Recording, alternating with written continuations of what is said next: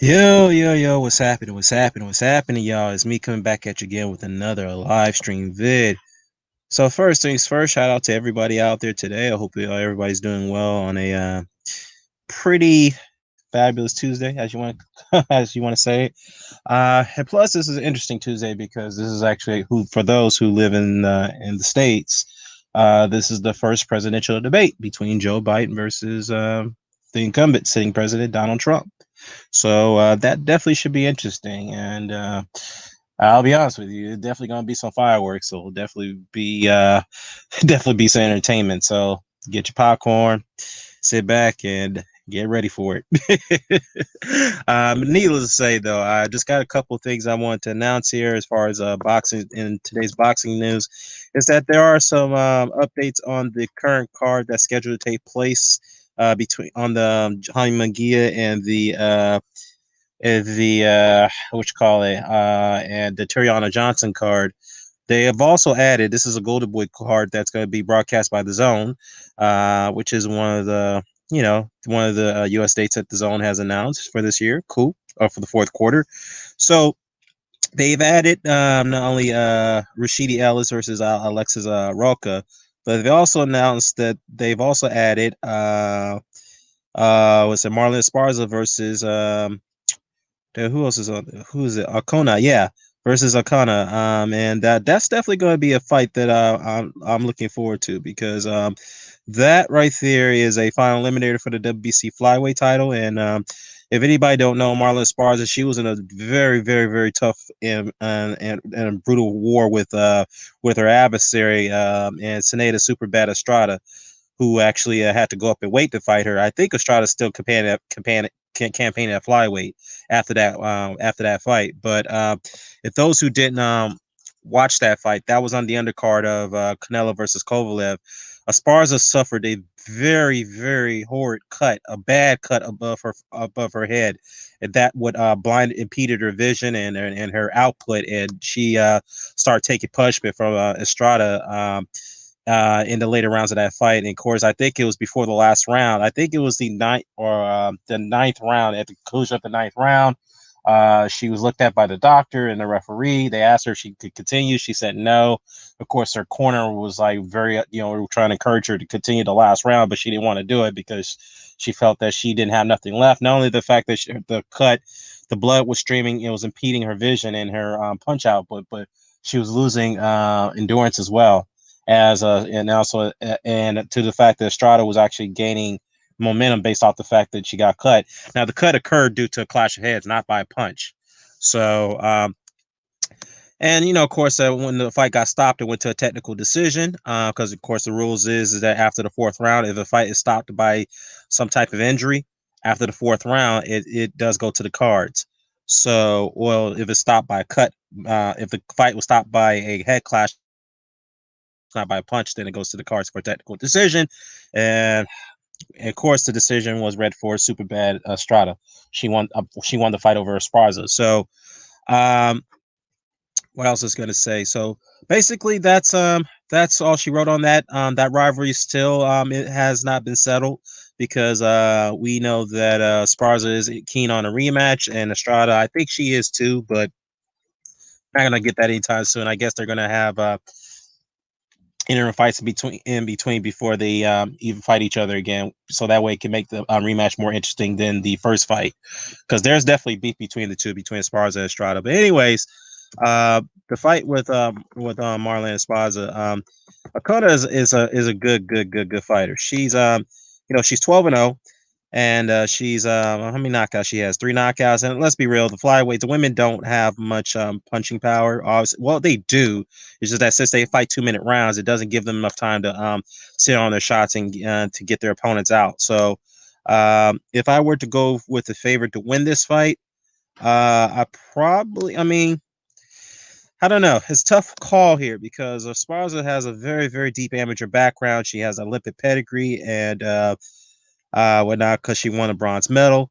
And on the other hand, Acuna has a pretty good amateur background as well. So that right there is a very interesting fight. So We'll see how that plays out. So yeah, it's tough for me to pick a winner at that fight between Marcelo Acuna and Marlon Esparza. So that yeah that's a tough fight. I mean not Acuna. I'm sorry. Damn, I'm tripping. She's fighting Sulina Urbana. Yeah, Urbana. Yeah, Urbana has a pretty good amateur background. So again, it's a tough fight to uh, to decide on this one. But if anything, I'm gonna go ahead and out of limb and labor not labor the point in favor Urbana Urbana to I'm sorry about mispronouncing her last name Urbana to win that fight against no I'm not going to favor Urbana I'm sorry Esparza to beat Urbana. All right, so let me change the ticker here. What's up, Ahmed? Let me see here. Now, the other fight that was announced on the that was announced today for the undercard of an upcoming top rank card is Michaela Mayer versus Ewan Bratnica. Now, that's a fight that people wanted to see for a cool minute because Bratnica is the WBO super featherweight champion, and she just recently signed to Matchroom. And the fight was ordered by the WBO. It went to a purse bid, I believe. Well, actually, didn't go to a purse bid. So the two sides were able to come to an agreement to where the fight wasn't forced to a purse bid. So Brodnicka will be flying over here to the States to defend her title against Mayer, and I definitely favor Mayer to win this fight. And look, I've seen her Brodnicka's few fights, and she does have some technicality, but she's not on. I don't think she's on the level of Michaela Mayer. No, no way. And speaking of Michaela Mayer, she started to become the female boxing villain other than Clarissa Shields. She's got a big mouth. I mean, really. I mean, it makes good entertainment for female boxing, but she's got a huge fucking mouth. She's arrogant and she's got calling out all these other fighters. She called out Terry Harper. She's calling out a lot of fighters. She called out Jessica McCaskill and this, that, and the third. It's funny though, because she said that when she saw the McCaskill and the Cecilia Brækhus fight, she clowned McCaskill's performance, saying, "Oh man, if that was me, I would have easily outboxed McCaskill. That was easy. I could do it at 147." And then I think somebody on Twitter or Instagram saw that post who was a fan of Jessica McCaskill and said, "Okay, if you could do it, why don't you fight her right now? Fight Jessica right now?" She's like, "No, I'm going to take my time." That's when Michaela responded and said, "I'm going to take my time. I'm not going to do it right now." And then I don't know what I didn't see the rest of that conversation in that thread, but I would assume that people were going after Mayer for saying that. It's like if you think you could beat McCaskill, then why don't you go fight her right now? So if anything, Michaela Mayer is a very small 135-pound fighter. She can make super featherweight. Well, actually, she has super featherweight. My bad. She fights between lightweight and super featherweight, but her going up to 147, nah, I don't favor her chances against McCaskill. If it was like maybe one in a catch weight 135, I don't think McCaskill could make that weight, but I probably favor Mayer, but nah, if you go above 135 to 140 or 147, I don't favor beat McCaskill. No. But anyways, I favor to beat Brodnicka in that WBO clash. I can't wait for it, so we'll go from there. But anyways, I want to bring a couple guys in the chat because this is supposed to be a debate between. Well, I'll bring him in. I'm gonna send the link. The debate is going to be about who's a better fighter, Demetrius Andrade or Jermall Charlo, who will win. So what I'm gonna do is this: I'm gonna send the invite, and I'm gonna have people jump on, and then we'll go from there. Let's see. All right, here we go.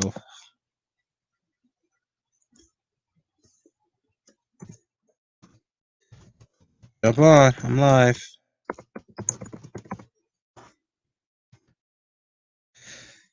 Oh, by the way, I have gotten something here that from a article. It was shout out to Rafael Dawkins. He had posted this in the somewhere, and I think he's on a live stream talking about it right now. That Canelo's legal representatives have missed the deadline to amend their lawsuit against the Zone and Golden Boy. Now, that's only coming from them. It's from the author of the article, the writer of the article. His name is Scott Schaefer. He writes for a publication called BoxingTalk.com. I never heard of them, to be honest with you, but but it's only this. It's only come from them, and they don't have any sources in that article to point out to that very fact that the files that Canelo missed the deadline to refile his suit against the Zone and Golden Boy. But it wouldn't shock me if he did. If he did miss, it wouldn't shock me if he did miss the deadline. So what I'm going to do is this. I'm not really going to comment on that right now because there's no other sources confirming that to be the fact at this point. So I'll wait for them to confirm that. Those other sources, such as Boxing Scene or CBS or Bad Left Hook or the what else? The Bleacher Report, those type of publications. So I'll wait for them to confirm this to be accurate, or anybody from Canelo's party could confirm this to be accurate as well. Now, the article I did read the article. It does also say that just because Canelo misses the deadline does not mean he can't refile or re-amend the lawsuit. He can still do it for another date, but based off what's happening, according to the article, it's possible due to the mediation that all the parties involved, Golden Boy, the Zone, Canelo Alvarez, may have came to an agreement to not allow this thing, allow Canelo to allow this thing to go forward as far as the litigation is concerned. So, but at the end of the day, all sides need to come to an agreement. So, I'll go ahead and reserve my judgment later, and we'll go from there on that. Yeah, what's up, Blood? He says that, yeah, man, I heard that the Charlo numbers were low. You know what? I heard something about that from coaches. Shout out to Coach Shelton Harris. I heard something about that where Coach mentioned that, and it was on Blue Blood's live stream. And shout out to Blue Blood. And it wouldn't surprise me if those numbers were low because you and I, Blood, we both agreed. We said this before this pay-per-view even came about that this was not a pay-per-view worthy card. On paper, it was a great card. It was a very good card, and it did live up to expectations from a hardcore standpoint, fan-wise. But from a casual, no, it was doomed to fail. And I think the reason why they wanted to do this pay-per-view because this is the only way they could pay the purses based off the the buy rates and the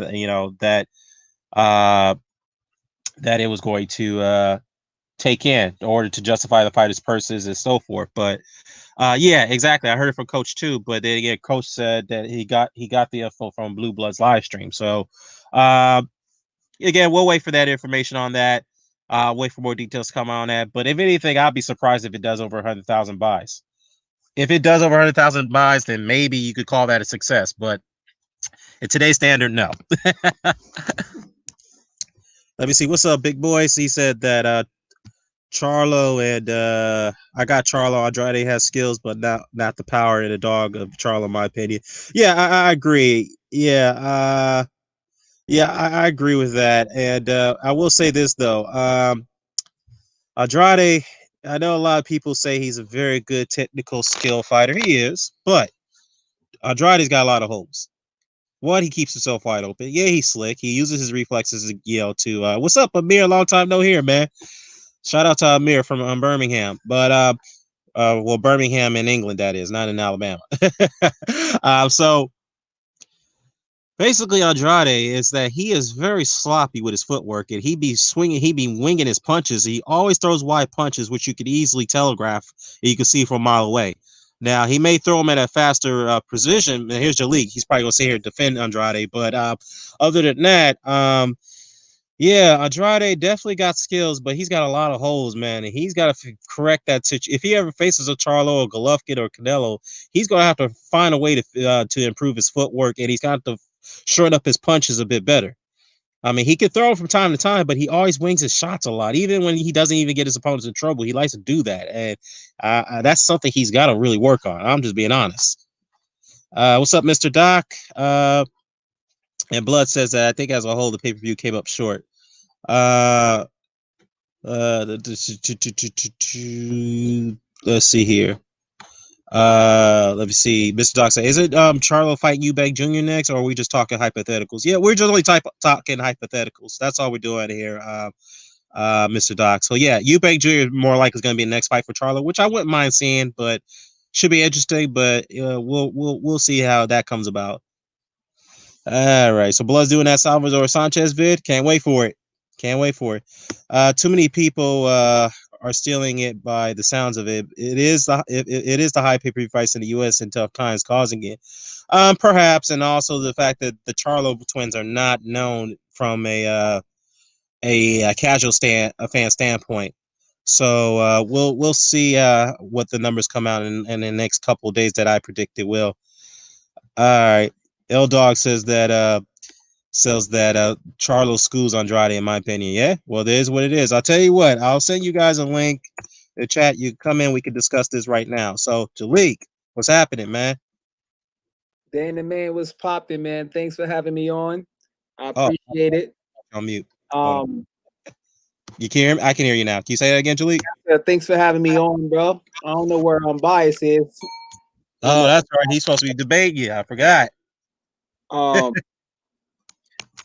Yeah, he be talking some yin yang. It is what it is, though. Okay. What's popping though? He probably got his Excel. He probably got his Excel and PowerPoint links. See the link king. You know him. He got links from like 86 before the internet came out. He got newspaper clippings to want to win debates. It's all good though, bro. Yeah, I can't convince somebody. See. It's just what's the term called? We just in feelings of the moment. Yeah. Charlo. I thought he would stop him early because Derevyanchenko loved to hit the dance floor in the beginning rounds. Right. But I also knew that Homeboy wasn't the puncher like Wilder, because a lot of times people have this feeling that Danny Garcia and with his knockout of Amir Khan and Homeboy's knockout of Julian Williams, that he's this super big puncher, which he's not. He's a solid puncher, but he's not this brutal puncher like people be saying. You know what I mean? Yeah, so but I picked him to win, but he won the fight, but it was close. I had it like a draw or 7 rounds to 5. I didn't see him like super dominating like that. And then well, okay, that's fair enough. But you see the fact that Charlo did pretty much won that fight convincingly, though, in your eyes. Did he win it convincingly? Not that convincing. It wasn't a dominant performance. Like I said, wait. How so? Everybody. Well, I mean, yeah, I get what you're saying. Let me explain myself. Okay, go ahead. My bad. Go ahead. Let me explain myself. So I was scoring the fight, and we can do a rewatch thing. You know they be doing. I forget who be doing it, and we can break down the fights because you got ring generalship. Clean. Which Charlo had. Effective aggression. Charlo had that. Go ahead. Effective aggression. No, he's not. He's a counterpuncher. Wait. So you're saying that Charlo wasn't effective with his aggression against Demetrius? He wasn't really aggressive. He wasn't? Was. Wait. What fight? No disrespect. What fight were you watching, dog? I mean, I say. How many times did Derevyanchenko hurt Charlo? It was more than one occasion. Now. Yeah. That was the 8th round. I'll give you that one, but go ahead. Him a couple of times, and he was going to the body, and he slowed him down. But to give Jermall Charlo credit, he's very resilient, and he has a good chin. And he was fighting a guy that's the same height of Floyd Mayweather, where his reach is 4 inches shorter than Floyd Mayweather. But I still give him credit because I had Derevyanchenko beating Triple G. So I'm not taking no credit away from Jermall Charlo, but when you're looking at Andrade, it's a totally different ball game. See, I think a lot of people now is drunk off those uppercuts. People just think he just gonna come in there and just throw uppercut. Homeboy defense is way better than Derevyanchenko. He's coming from a whole new different angle, and people forget less than 2 years ago, December 2018, a lot of people, including myself, thought he lost to Korobov. Well, that was a tighter fight. It could have gone either way. So, it could have gone either way. I agree with you on that. I still had Charlo winning, but what has he done to improve the fight of Southpaw? He hasn't. And also, why would you bet a guy like? Listen, bro, we all know boxing is mental. Why would you bet on a guy that don't even got the confidence that he can win? He just. Not even long ago, go to Fight Hype. I can put the link in there. Like I'm biased, the link man. He said, "Who is Andrade? He don't want to fight." I would never bet with nobody that even think like that.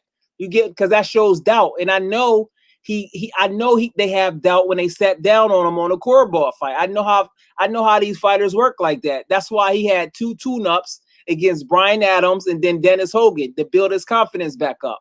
and now he fought Derevyanchenko, and I had it. It was a close fight. It wasn't no blow. Wait. Let me ask you this question: who's a better fighter, Dennis Hogan or Luke Keeler? Dennis Hogan or Luke Keeler? I say Luke Keeler. What? Based on what? Who did he fight? But listen, bro. Wait, hold on. Who did Luke Keeler fight? I can tell you who Hogan fought, but who did Luke Keeler fight? Who Hogan fight? I don't know. Both of them really didn't fight. I don't know who both of them was fighting like that.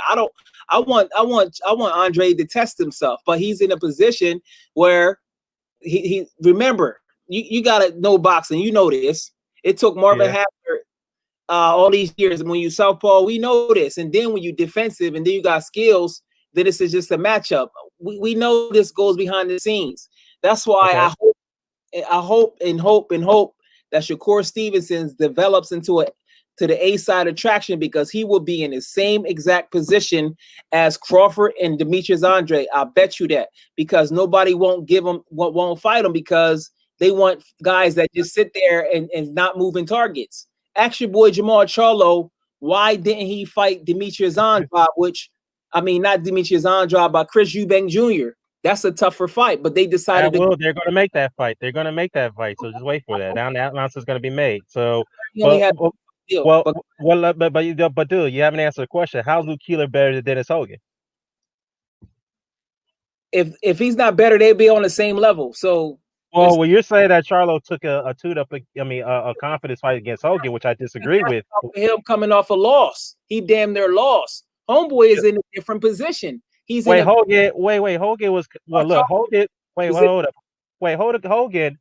was had momentum going into that fight. Yeah, I didn't think he was gonna win it, but he had hold up.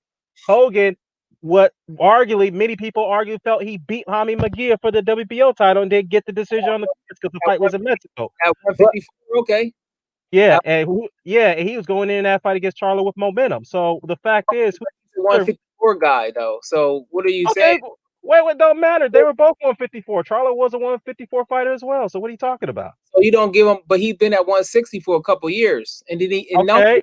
Who did Keeler fight before he? Who did he fight before he got into the Andrade fight? I'm trying to look it up, but that doesn't mean, bro. Demetrius Andrade is way better than fucking football, bro. Yeah. Oh, hold up, Doc. You got some. You want to mute yourself? You got stuff. No, that's not me. That's not me. No. I said Mr. Doc. Hey, Mr. Doc, can you mute yourself? Hey, what's up? Can you hear me now? Yeah, I can hear you now, but you got a lot of wind in the background. Okay, I don't quite hear that much, but it's okay. Homeboy got an inside game and he's defensive. He's not no sitting target. I don't know if you ever been to the gun range. Being at the gun range, moving targets is totally different. So he has to set his foot. He's real flat-footed and heavy on his feet. He is a good counter puncher, but besides a puncher's chance, he's not going to win no unanimous decision against Demetrius Andrade. And you also got to realize Demetrius Andrade got cracked too, and he fast, and he got experience. Okay, well, here's the thing though. L Dog put this in the chat. Shout out to L Dog. He said, "Look, Andrade's footwork, balance, and offensive ability is very, very, very poor." Awkward.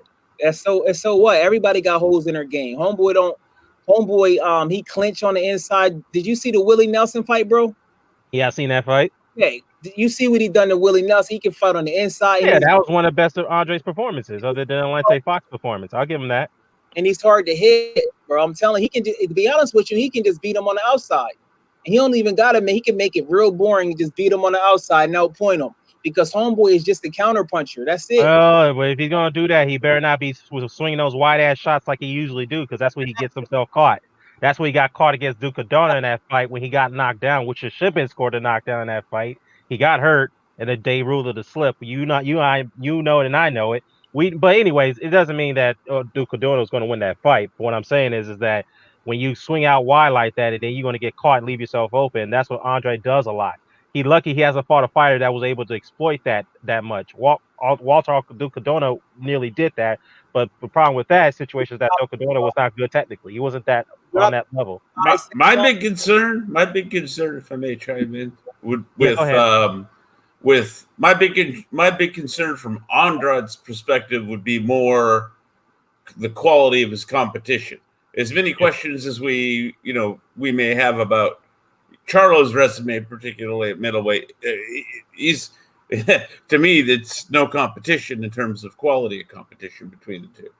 Who the heck is Andrade? Who did Andrade even win his belt from? The cheater. He was going to fight the cheater guy who got popped. Billy Joe Saunders. But yeah, Flonase. Yeah. Flonase guy. I know. Yeah, he fought Walter Duke of Donner for that title. Yeah, thank you. That's what I'm trying to say. I mean, Charlo has been sharpening his skills against much higher quality steel than Andrade. That would be my biggest concern from Andrade's perspective. Mr. Doc, nice to meet you, bro. I'm Jalik. Yeah, likewise. Bro, is Curveball better than Andrade? Yes or no? Wait, hold up. No, that version of Korobov under those circumstances better than Andrade? Hell no. Okay then. So, but he wait, hold up. If that's the case, then why did Andrade duck that fight with Korobov? I'm not disagreeing. I said what I said before this gets confusing. Hang on. I said what I said because from where I think you're going with this, I agree with you. I think he is the more technically skilled fighter of the two by far. Yeah, but at the same time, I think from a technical perspective, from an eye test perspective, he presents all kinds of problems. I just worry about that level of competition. I mean, like EJ, who's I see jumped on here. Yeah, he's big on pedigree, and I to an extent I agree with him, and that's what I'm presenting here. But in terms of technical ability, of course, it's Andrade. In my opinion, I think it's obvious. Well, in that case, he should have ducked the Korobov fight, and then Charlo had to take that fight on a pretty short notice. So, I mean, I'm just saying, though, man. But anyways, what's up, EJ? What's up, Amir? What's up, man? What's up? What's going on, bro? What's going on? What's up, Bob? What's popping? I'm trying to see Dan the Man the game in this boxing. Listen, why would you bet on somebody that don't even think they win? That's like betting on Virgil Ortiz and Crawford and you bet over his mouth. You can't beat Crawford. Like, you understand when you get to that level, it's like you gotta have. If you don't got the Muhammad Ali mentality, like you're gonna get hurt in this boxing. It's not a game, bro. You can't go into the fight like that if you let your person win. And then the higher level, your mistakes matter. And all the fighters got flaws, but homeboy is long and he's southpaw. Y'all forgot that Jermall Charlo fought Austin Trout. Y'all keep forgetting about these things. He's not able to set his feet properly against the southpaw. It's not the same, bro. Well, I understand. Who you picking? He had trouble against Trout. That's fair. Well, who you picking, Jalik? Who you picking, Jalik? He the best at 160. And Canelo. Who's that? Vincent. Who's that? Andre? Who's he beat, bro? Vincent. I've been said that. Listen, and let me explain something to you. Let me explain something to y'all because a lot of y'all guys listen to music, right? A lot of boxing fans nowadays doesn't understand that the best rapper is not always the most popular, just like in music, right? Yes, any genre in music. You can't hold on. You cannot make that comparison. Come on, man. I don't know. Let me explain it to you. All right. Andrade is the KRS-One of boxing. Nobody can fuck with him in battling. Also, KRS-One, if you do your research, he never won a Grammy. But nobody on this panel can tell me that LL Cool J is better than KRS-One because he's more popular. That's how y'all guys got this mentality. Y'all go with the most popular guy. No. Hold on. Let me ask you. Real quick. Before everybody else, before the other three jump on you, what I thought I just said earlier, I agree. I favor Andrade. Fair enough. But if you want to use that, if you want to use that rap mentality, right? Name one battle that KRS-One ever ducked out of that he didn't accept. Name one battle that he never accepted. Dude, the best guitarists aren't even the most popular. Yeah, well, he's trying to use that. Well, wait, Drake is saying that. Look, just because like KRS-One is not really known mainstream, but many argue he's probably the best lyricist of all time, one of the greatest. But the fact is, KRS-One made a name for himself, made a reputation because he never avoided battle raps. He took on everybody, all the alt covers. He never declined battle raps. My question is, how can you compare that? How can you compare that to Andre, who ducked out of many fights? This is simple. There's a distinction between. Hang on. There's a distinction between technical ability and accomplishment. You can have all the technical ability in the world, but if you achieve nothing, you achieve nothing. If you achieve a whole lot, you may not, and don't have all the technical ability in the world. It is what it is. You still achieved a lot. Right. Well, the only thing I would add to that, I agree with that what he just said. Yeah, but the only thing that I would add to that is that neither of those two determine who's going to be the winner in a particular match. Right. That's my point. Exactly. Hold on. Jalik, you said that Jermall Charlo can't fight in the inside. What? I'm not the only one who says that. L Dog just says the same thing, bro. Charlo inside. I'm telling you, I'm watching the fight. He clinches, and Ronnie Shields is a good dude. Look at Ronnie Shields' other fighters. They don't really. I don't know if you missed the. I mean, I'm not sure. Did you saw the uppercuts and the short shots he was throwing in the inside against Derevchenko? Charlo, did you see those? Did you see those body punches he's throwing at Derevchenko? I mean, I certainly didn't miss that. So, if all those shots he was landing, accuracy in the inside, how could you say that Charlo's not a good inside fighter? Throwing uppercuts don't mean you fight on the inside. The inside, yes, they do. Oh, come on, bro. I mean, wait, hold on. What are we saying? What are we saying here? Are we saying? Are we saying flat out he just cannot fight on the inside, or are we saying that's not his best range? He's not comfortable. Exactly, he clinches. Well, he looks comfortable to me. You got to look at a southpaw. Just because you land one shot don't mean you go to the inside. A great inside fighter is James Toney. Wait. So you're saying no one here is going to say he's James Toney. Of course, that's. No, I'm not saying Jermall Charlo is James Toney. What I'm saying is you're saying that Jermall Charlo didn't do a good job in the inside against Derevchenko. Is that what you're saying? No, bro. How many rounds I had him winning like 5 or 6 rounds, and y'all act like he dominated Derevchenko. He didn't. No, but I feel like Charlo wasn't trying to box him though. He was trying to bang him, but then he clocked that he couldn't bang him. So then he started boxing towards the end. I felt like I felt almost the opposite. I felt like Charlo had him more hurt than he realized. Well, wait. Hang on. Oh, sorry, Mr. Doc. Go ahead. My bad. Go ahead. In the late rounds, around I'd say maybe 9, 10, 11, I felt like he had him more hurt than he realized, and if he'd really pressed the issue, he could have got him out of there.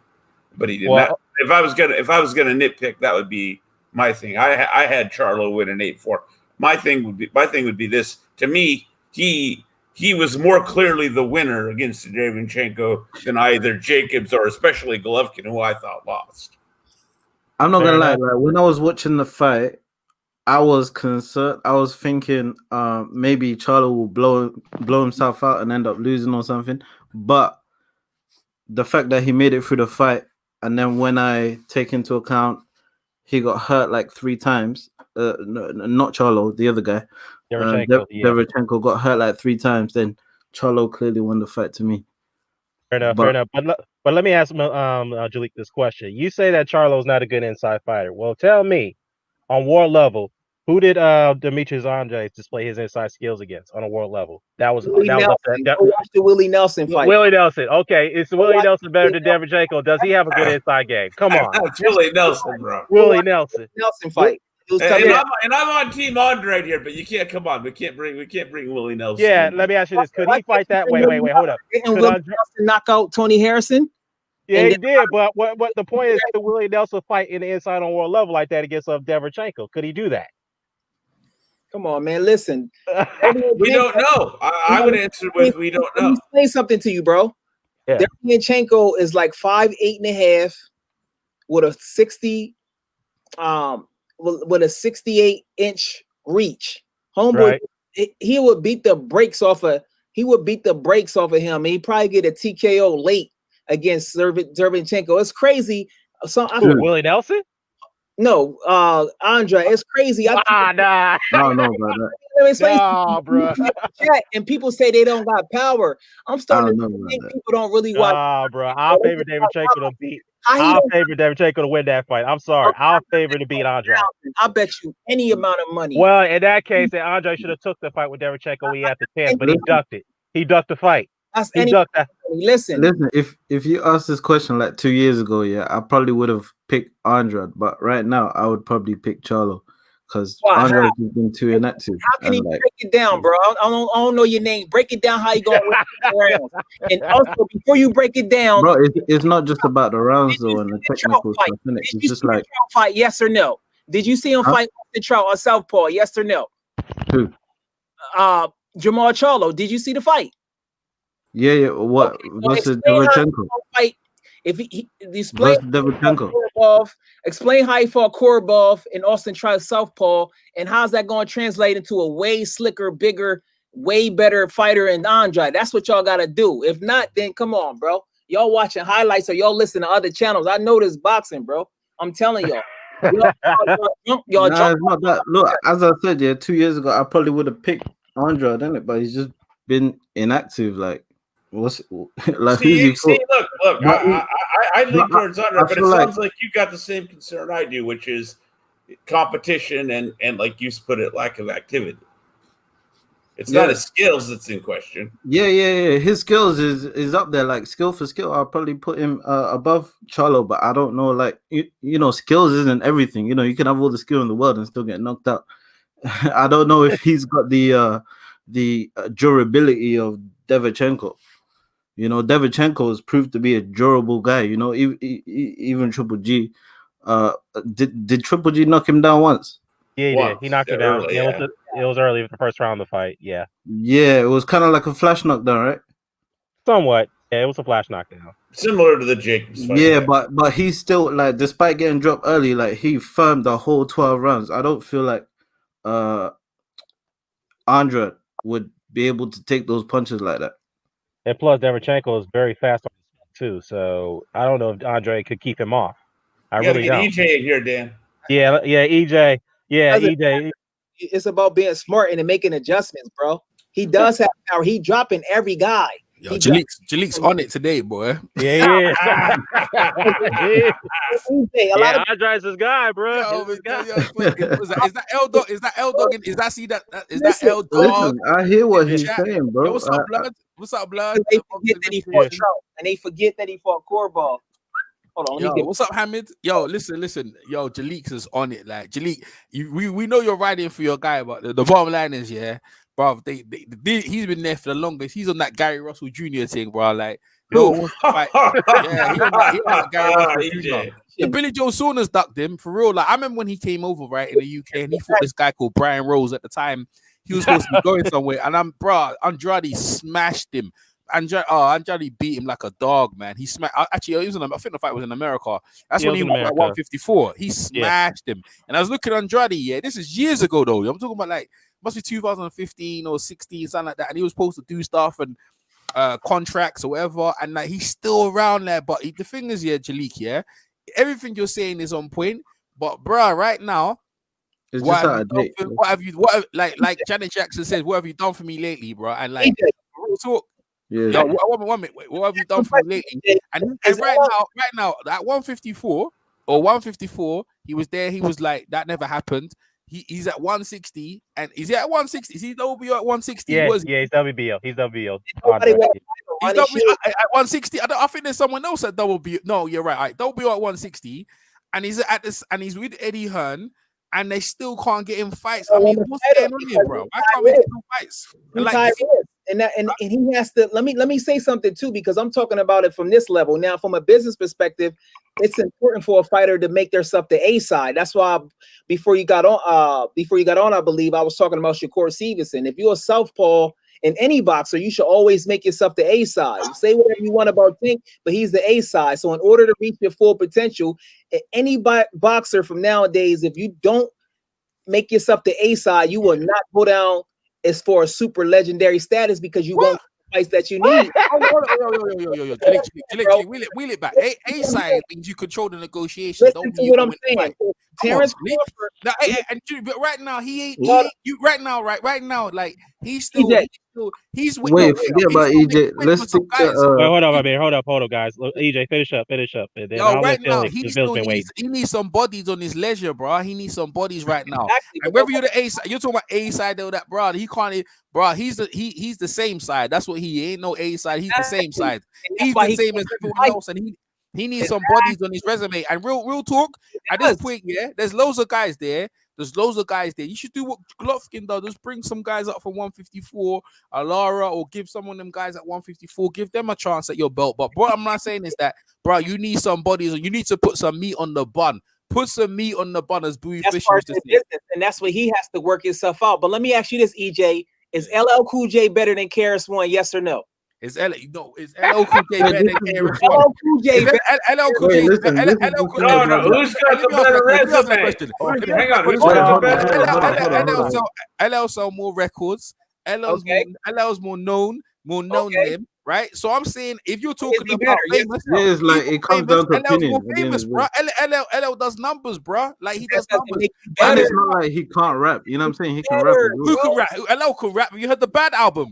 The Bad album. Rap, you know, like he rap. He went out here with Cannabis. He went out with. Nah. Forget that. That's when he's old and he's got dough. I'm talking when he was raw, when he was off the cut, when he had that Bad album, bro. I'm talking about that. Yeah. Like early days. Mama's gonna knock you out. Like his early albums, before he went.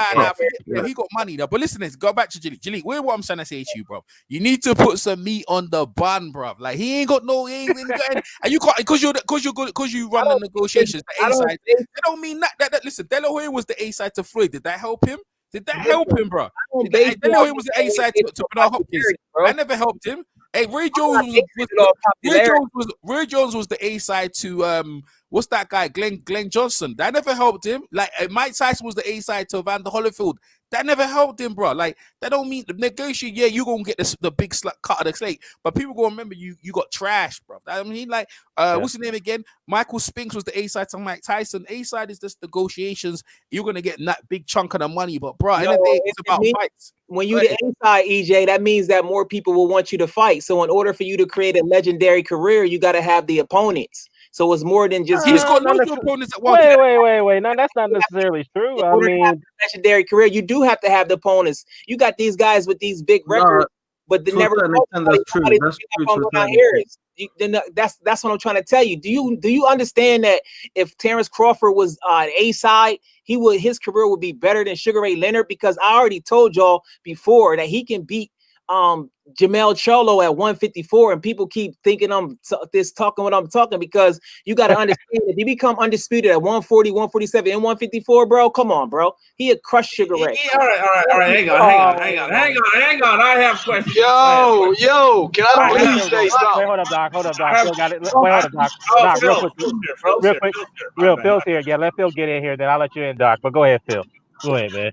Man, you know, first and foremost, man, I want to congratulate them H-Town boys, man, for handling their business this past weekend, man. That's first and foremost, man, the Charlo brothers, right? So look, man, outside of that, man, Jalik, man, you really out here making a fool of yourself, man. I mean, I'm gonna be real with you, bro.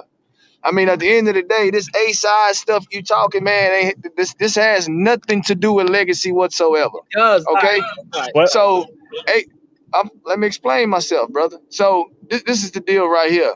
You can be the A side and still lose a fight. Like, I mean, A side does not dictate the winner and loser of the fight. That just means that hold on, Jalik. Hold on, man. Let Phil finish. Go ahead, Phil. That just means that you're more well known. That just means that people want to see you fight. Legacy is built on wins and losses. Okay. Legacy is built on how dominant you are during your reign. Legacy is not built on somebody saying that you're an exciting fighter, but you're getting your ass smashed every other couple fights by somebody who, let's just say, maybe not as great as you are as far as numbers, but they are a superior boxer than you are.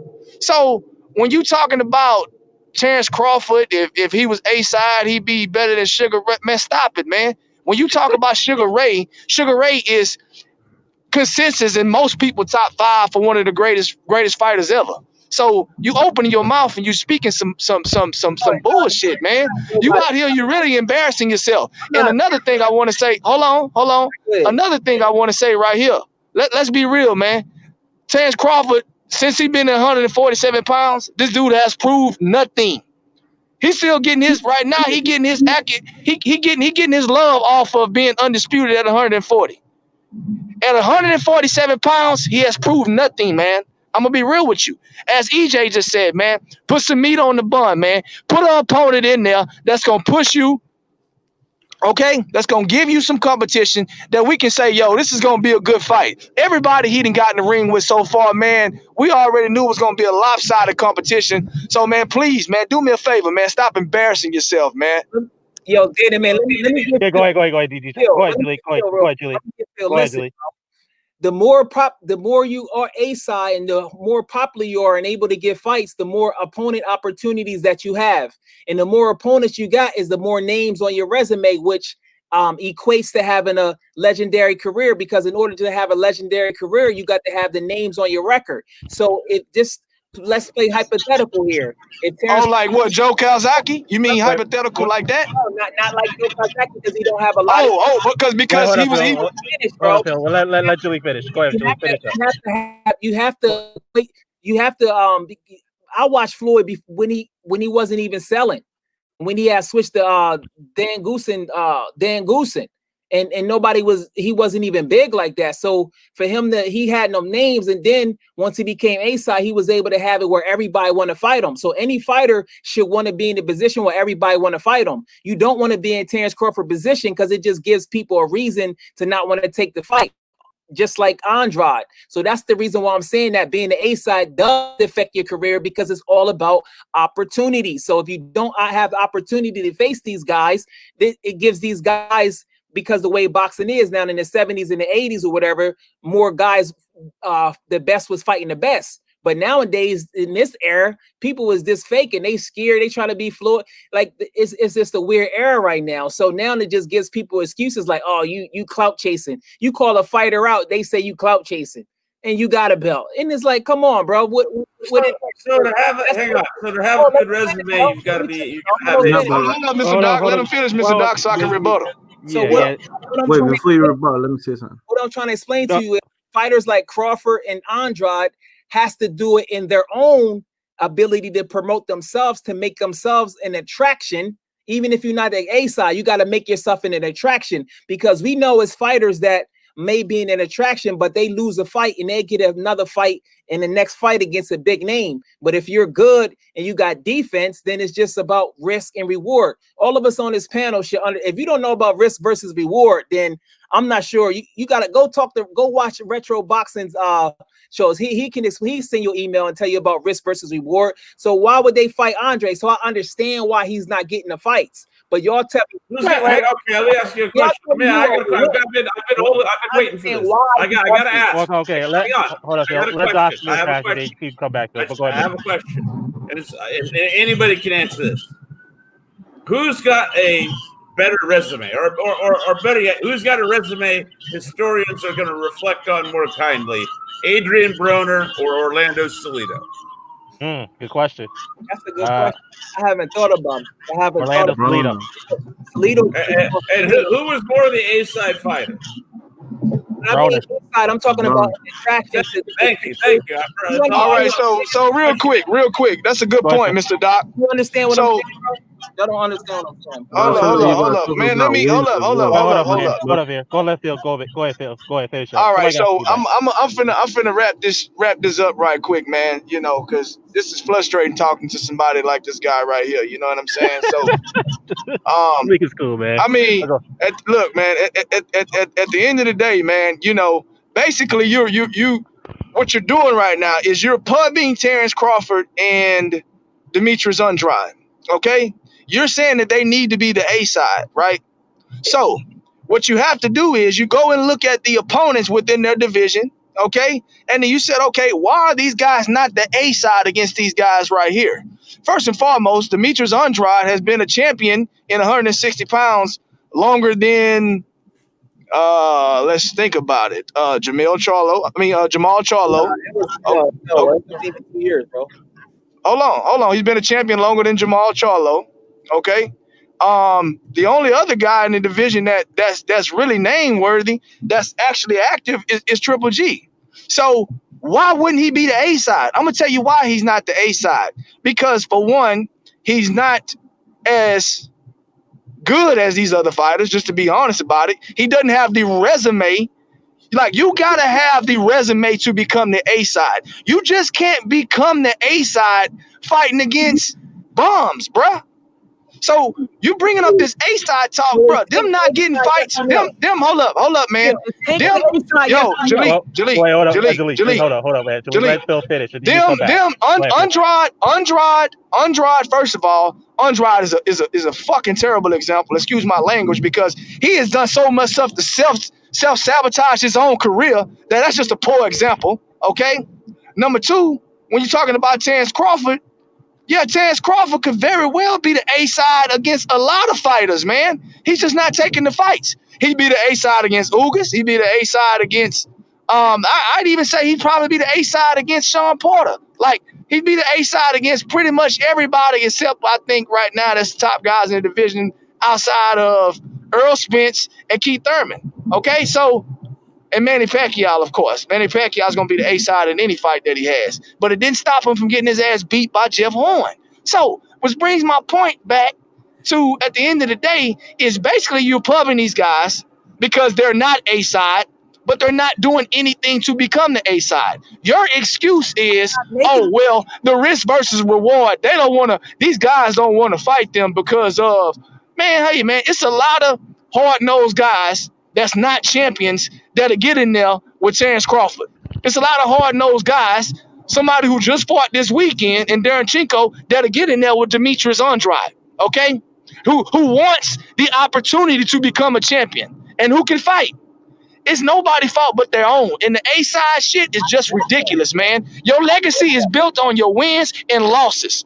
And that right now, Demetrius Andrade ain't fought a fucking soul. And if 147, same thing applies to Terrence Crawford. Not speaking on Terrence Crawford's skill, but the facts remain he just haven't proven himself at 147 pounds, although people have him one of the best fighters in the world pound for pound. It just is what it is, man. This A-side talk is just ridiculous, and I'm done with it, man. Hey, Phil, so just so y'all know, Phil is from Texas, y'all. And one thing I can say about people from Texas, they definitely stick together. So shout out to Texas. We know where fighters are from Texas, so I don't want to get into that. So what I was trying to say to you is each individual fighters that they can't get the opportunity because it's themselves that have to make themselves the attraction, because the promoters only do but so much. So that's what I was saying. To be the attraction, you got to get the opportunities. And Crawford, with him having the top rank, they're not doing nothing, and he doesn't make himself the attraction. But I mean, I know you from Texas, and shout out to you for supporting your guys. But I mean, come on, bro. Nobody that know boxing know that Errol Spence ain't gonna beat Terrence Crawford, man. Come on, bro. Oh, man, you know, I appreciate you talking about the champions we got in Texas, man, because that's what we got, fucking champions. So, you know, you the only person I know that will criticize, you know, somebody who, like, you know, Earl Spence, who's, you know, in the top 10 pound for pound, unified champion.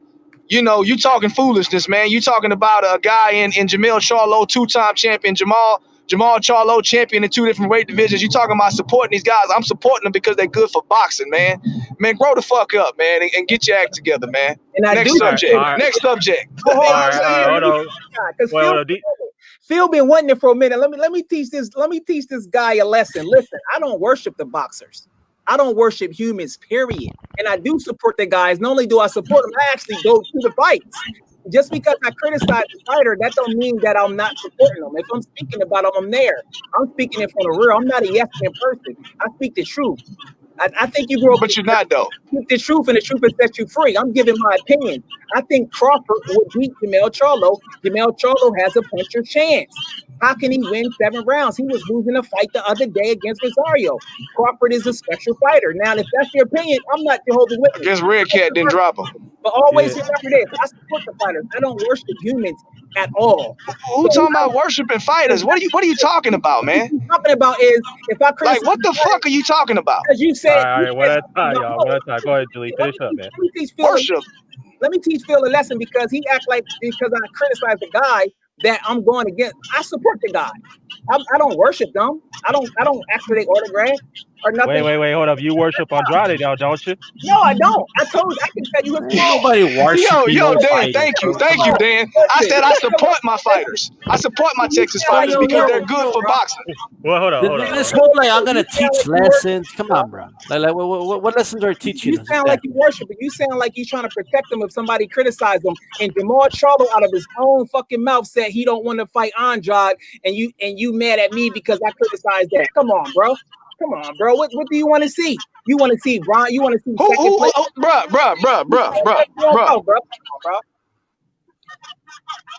Jalik, what I said was you the only one that can find something negative, okay? First of all, you criticized me for supporting my Texas guys, okay? Then you made it seem like not Jermall, that Earl Spence don't have a chance in hell against Terrence Crawford, when one is clearly more proven than 147 pounds. Like what you're doing right now, okay? I'm finna cook you on this. What you're doing right now is you're living in a fairy tale land. What you're suggesting, you have no facts to back these things up. Now, we're talking about a unified champion in Earl Spence who has fought top guys in the division, okay? That's who you're talking about. That's good for boxing. A boxer from Texas that's unified, that's fought top guys in the division. That's good for boxing, no matter who you think gonna win. But the facts back up Earl Spence Jr. when you talk about him in the 147 pounds. When you talk about Jermall Charlo, somebody who's been a champion for nearly 5 years, two-time champion in 154 pounds, okay? Who has fought the best guys at the division outside of Jared Hurd and Lar. This is somebody who tried to fight against Andrade, but Andrade did his Andrade thing, sabotaged his own career. So when you speak about these guys, all I'm saying is bring facts to the table. I don't want to hear about fairy tale things that you think in your head and all this other kind of stuff, bro. When I'm speaking about these guys, I'm speaking about them in the sense that they're good for boxing. You're talking about a champion in Jermall, who's a champion 154 pounds and 160 pounds, and you're talking about a two-time champ in Jermall Charlo at 154 pounds. That's the guys that I'm talking about. That's the guys that are good for boxing. Okay? What you're suggesting is just stuff that you don't have any evidence to back up what you're saying. You're going off a fucking hunch. And I'm sorry. Hunches is just Yo, it's not good, man. It's not good. It's not good. It's not good. It's not good to come to a debate and speak about hunches. What I'm speaking about is first and foremost. What I'm speaking about. Hold up. What I'm speaking about first and foremost. What I'm speaking about first and foremost is not worshiping the fighters. What I'm speaking about is facts. Both of these guys are champions, okay? And these guys are good for boxing. I worship the sport because I love it. I love the sport of boxing. And anybody that's doing what they supposed to do, I'm going to show them love. Win, lose, or draw. If you're doing your career right, I'm going to show you love, man. And right now, Terrence Crawford ain't doing his career right at 147 pounds. And Demetrius Andrade damn sure ain't doing his right. And I'm done. I'm not talking to you no more, man. All right. Let D-Style get in, D-Style. I'm not doing his career right because you were Yo, dude, you've talked a lot, bro. A rapper, you only support them if they was with Def Jam, or if they was with a we get it. Okay, we get it. That's fake support, bro. That's fake support. You're not really supporting the fighters if a guy having problems financially. Well, hold on. Jalik, hold up. Let D-Style get in, then you can respond to D-Style. But go ahead. Really quick. You can talk after really quick. Let me just try something really quick. I'm just going to try this really quick. Hey, Alexa, who has Demetrius Andrade fought at 160?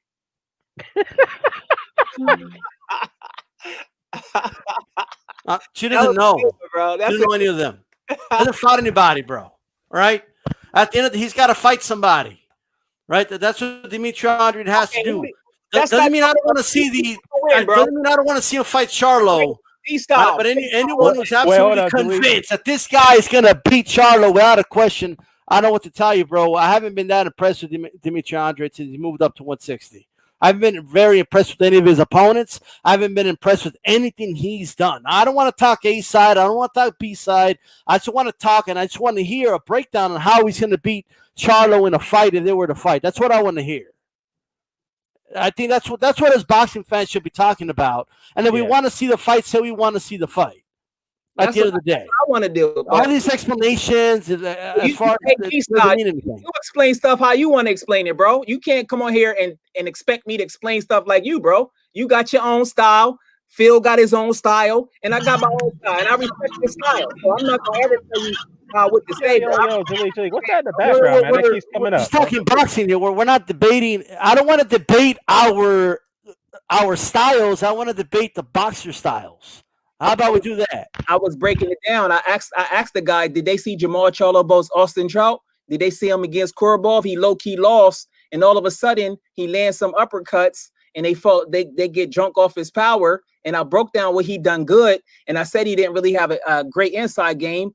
It's plain to see he clenches on the inside, and I told you what had happened. Dude can just Andre got dropped against Vanis, so what's up with that? That's fine. That's fine. I mean, if you want to be nitpicking, we could be nitpicking too. No fight is perfect on his way up, bro. Come on. Everybody has some fights moving up. You know what I mean? Like, what do you mean? He low-key lost the Korobov. Homeboy dominated. He didn't lose to Korobov. That's your opinion, bro. Come on, I'm not the only person. Go on the line, bro. A lot of people. That's your opinion. But it's a lot of people's opinion. It's not just mine, D-Star. But shout out to you, bro. Shout out to you having. I hear you. Shout out to I just want to know why Alexa. Yo, man, I want to say a shout out to facts, man. Hashtag facts, man. That's what we speaking on, man. We don't want to be. We don't care about how you feel. We want to know what you can prove. You know what I'm saying?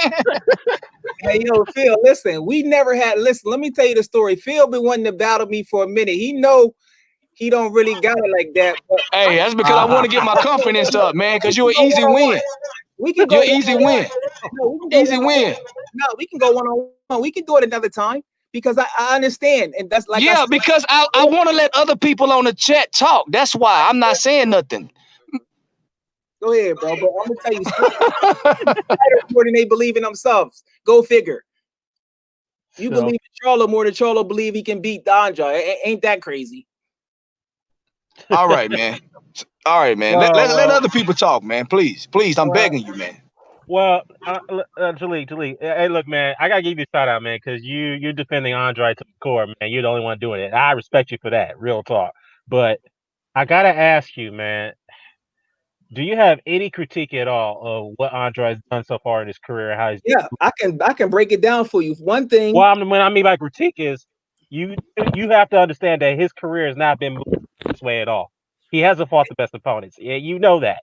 Can you at least criticize him for that? Because I understand the high risk, low reward. Now it's himself that put himself in a situation. So right. It's himself that signed the contract. When he was going to fight homeboy Jermall, it was himself that was going to, I guess, financially. A lot of these guys have debt. Even guys in the NBA during this fake pandemic that we got going down is having debt. So imagine these boxers. So with that being the case, I don't know the guy's financial situation. So I guess they offered him a ton of money. Fake pandemic.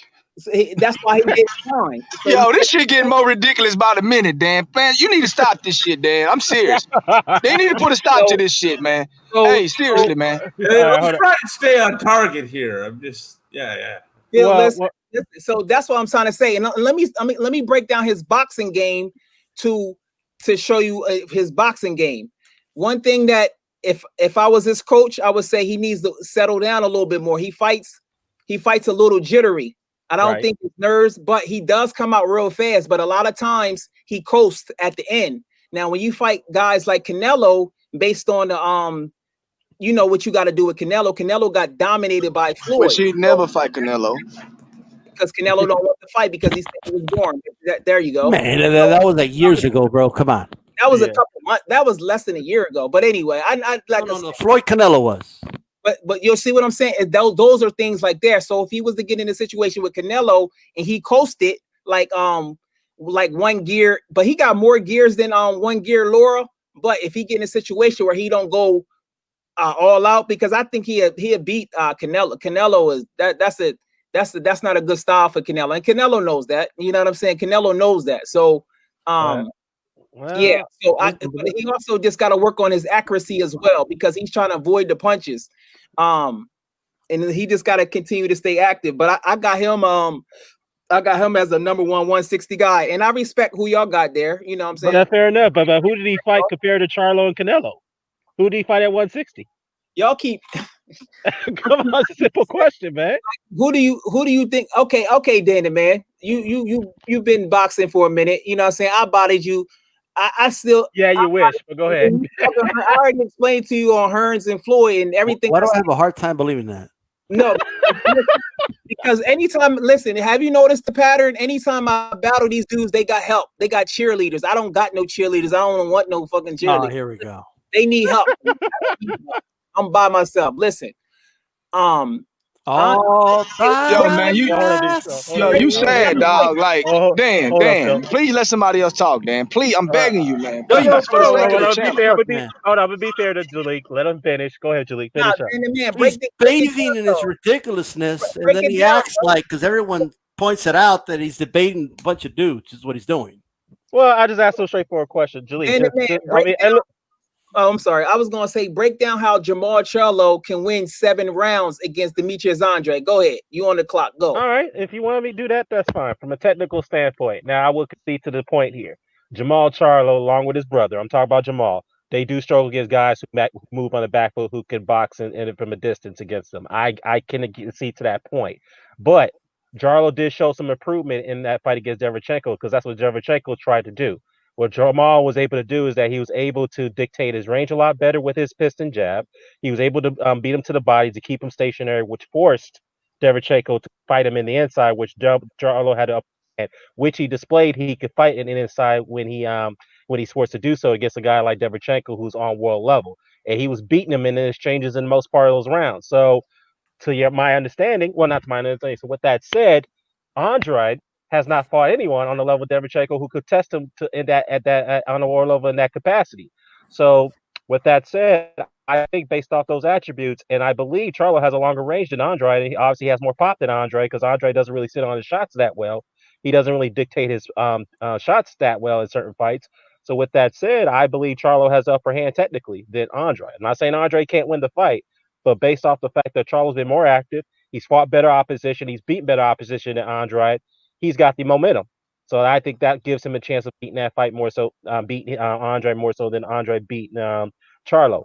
And my point, now what I was going to say is that Andrade, I have to repeat myself. Andre's got to do something, bro. He can't just sit there and talk and say that everybody's avoiding him. But yeah, I don't see him making any attempts to making these fights. He got to make himself better and get the opportunities. How is he going to do it? I'm not sure. It's up to him to figure it out. That's his journey that he's on.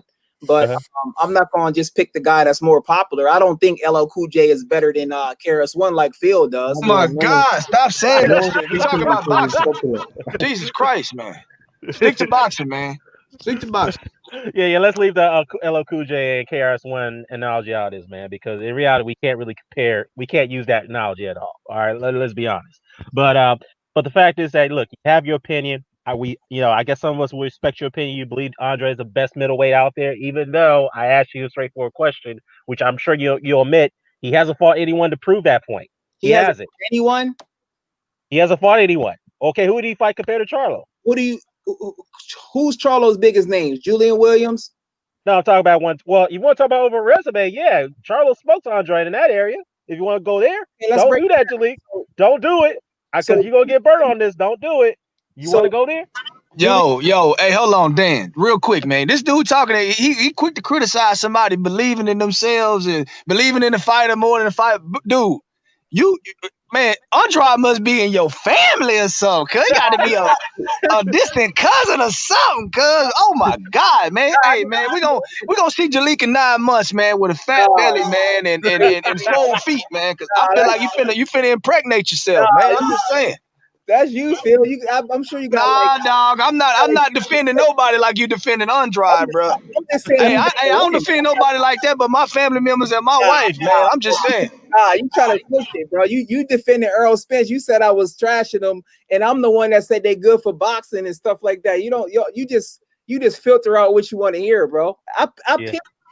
Yeah, you know, Dan is recording this. You realize that, right? Yeah, this is live, bro. I said Earl Spence is going to beat Danny Garcia 8-4, easy work, and he can stop him late if he consistently go to the body, depending on how his stamina is. So I mean, I just call it how it is. I'm not I just call it how. Well, I hear what Jalik, but you really want to debate the Jermall Charlo and Demetrius Andrade resume overall? You really want to do that? You talking about Jermall Charlo? No, Jermall. We're talking about Jermall. This is the debate: Jermall Charlo versus Demetrius Andrade. I don't know debate it, but it's you. So you saying that Jermall Charlo's resume is way better? So okay, both the Charlos got a better resume than Andrade. Jermall Charlo resume is well, actually, bro, he said better. I know you added the way better, you know, but okay. So how's it better? Go ahead and break it down. So who's at the time that homeboy fought Vanis Martirosyan? Who is better than Vanis Martirosyan on Jermall Charlo's resume? Oh, K9 Bundry. K9 Bundry. Come on, bro. K9 and you have J-Rock Williams. You have Austin Trout. Hold up. You have Austin Trout, K9 Williams. Those are three names are way better than Vanis Martirosyan. Man, he's really. Are you going to are you going to really dismiss that point? Yo, Vanis Martirosyan. A lot of people were saying he beat Laura back. Wait. Is Vanis Martirosyan better than those three guys that I named? Damn, Dan, man, this is becoming a barbecue, man. I'm telling you, man. No, I'm gonna let Jalik answer the question. Hold on, I'm gonna let Jalik answer the question. Go ahead, Jalik. Yeah, so Vanis Martirosyan, who's on Jermall Charlo resume that's better than Vanis Martirosyan? You said I just named them already. You have J-Rock Williams, you have K9 Bundry, who Jermall beat for the title, and you have Austin Trout. So tell me, is Vanis Martirosyan better than those three guys? At the time that Vanis Martirosyan fought, he's better than K9, and I would say sound like an answer, or better than Austin Trout. Austin Trout is a journeyman. Austin Trout. Oh no, no. We're not gonna do this. Come on, we're not gonna. I won't call him a journeyman. I call him a step-up guy. And dude, Austin, no, 999. Austin Trout is 1,000 times fucking better than Vanis ever fucking. No, okay, bro. Yeah. No. How many do you know the guy from New York that he fought when he was on Boxing After Dark? I think his last name was Green. He was highly touted. You guys got to realize that Vanis made it to the Olympics in 2004. Y'all trashing Vanis Martirosyan like he was nothing, bro. Come on. I'm gonna be honest with you. I don't care about the Olympics when we talking about the pros. Phil, did Vanis Martirosyan beat Jermall Charlo or not? A lot of people thought he beat Jermall Charlo. So what are you talking about? Oh my God! Look, Jalik. Wait, Jalik. Come on, bro. Hold on, Jalik. But that's not the question, though, Jalik. Dang, ask him the question again, please. Yeah, I'll try. Yeah, Vanis for life and death with Chase Smith, bro. What are you talking about? The only person I can say that's better than him is J-Rock. But J-Rock, he hopefully he bounced back. Austin Trout and K9 is not better than get out of here. Stop it. So, Jalik, come on, man. You gotta be realistic here. You're telling me that Vanis Martirosyan is better than those three guys that I just named. Vanis Martirosyan Jermall Charlo fight. How did you score that, bro? I'm not talking about Jermall. I'm talking about Jermall. I like how you make sure to really stick on Vanis. Who else you got besides Vanis? And then we're gonna talk about Selecki too. A lot of people thought Selecki beat. Oh my God, Selecki! Yo, Dan, kick him off the chat, Dan, kick him off the chat,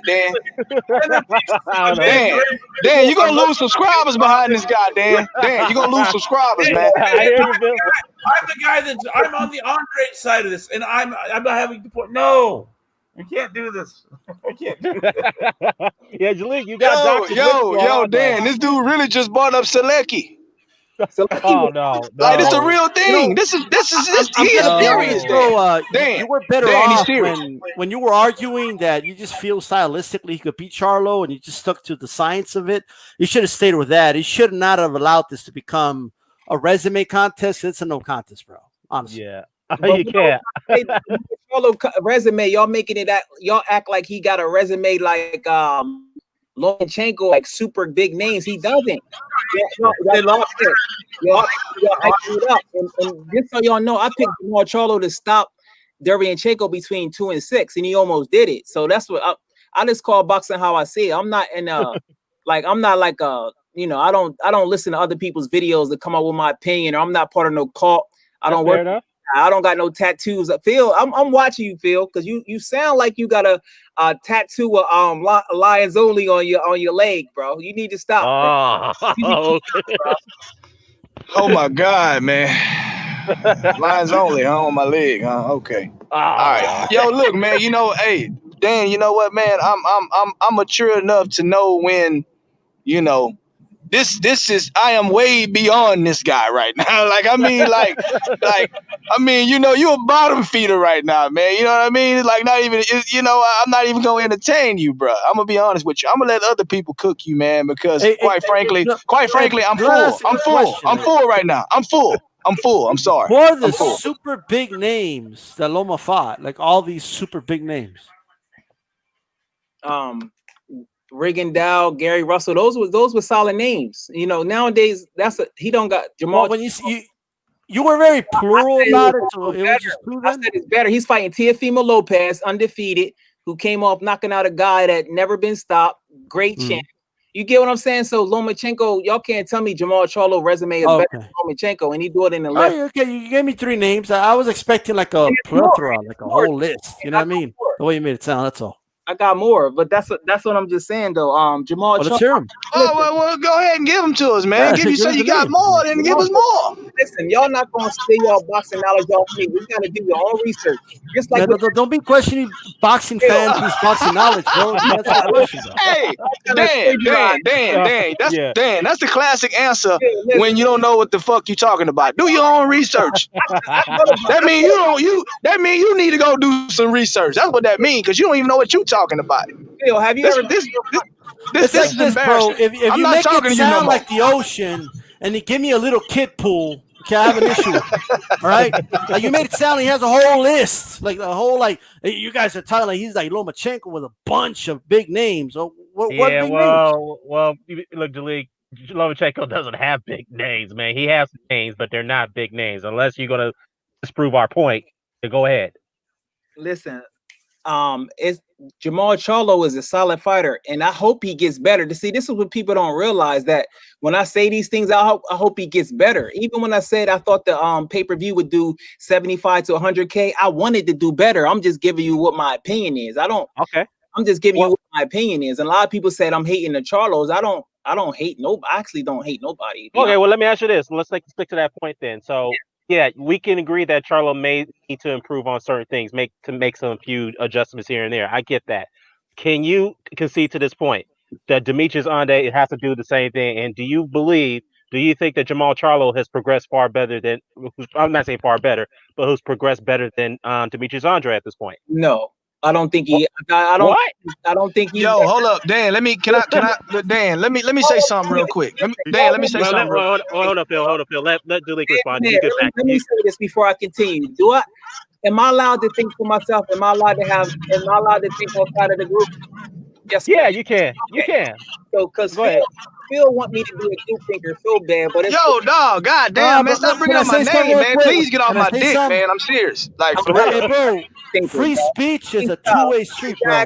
Yo, please, man. Please, man. You can say whatever you want, but it could be questioned, bro. We could question what you say. Yeah, I mean, I just need this dude to get off my Johnson. That's all I'm saying. Hey, look, let me say this right here. Okay, look, let me say this right here. So Jermall Charlo has had 6 fights at 160 pounds. Okay.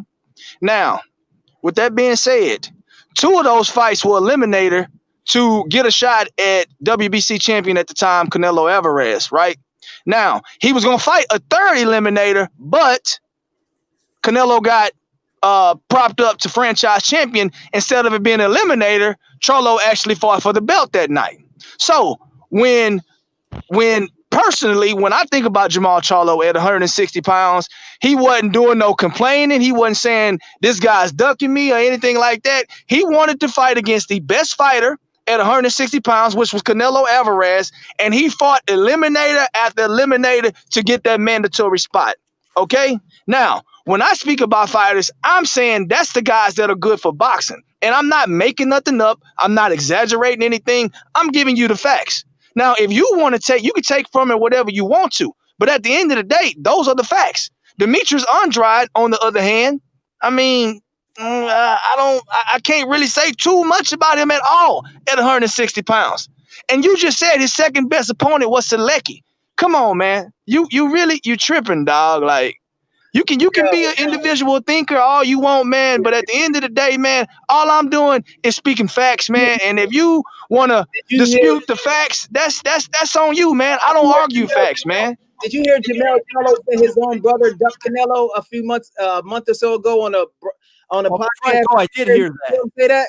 So what are you talking about, Phil? Also, name some fights that you actually been to in person, bro. Because if you've never been to fights in person, I'm gonna stop debating you. Name a couple fights you've been to. Dan the man. Yeah. Dan the man. Dan the man. Dan the man. Do I hold on. I don't even need to answer that. Dan the man. Do I go to fights? Yes. Hold up. Time out. Hold up. And then hold up. I'm gonna do you one even better. Every fight I've ever been to, I have never sat beyond the 5th row. Ever. And I've been to several fights. And when I talk about several fights, I'm talking about big time fucking fights. So why do I gotta prove myself? I do you a favor, Jalik. I do you a favor. I send you the pictures of me sitting in the front row. I send you the pictures of me sitting right behind Floyd Mayweather. You want me to do that? So you don't know who you talking to, dog. I'm big time in this shit, bro. So you need to temper yourself, okay? Because unlike you, I do this shit for real. Okay? I do this shit for real. I go to fights, okay? So I don't, and what does that have to do with you getting smoked on this debate, though? That's the real question. Set up a Zero. Hold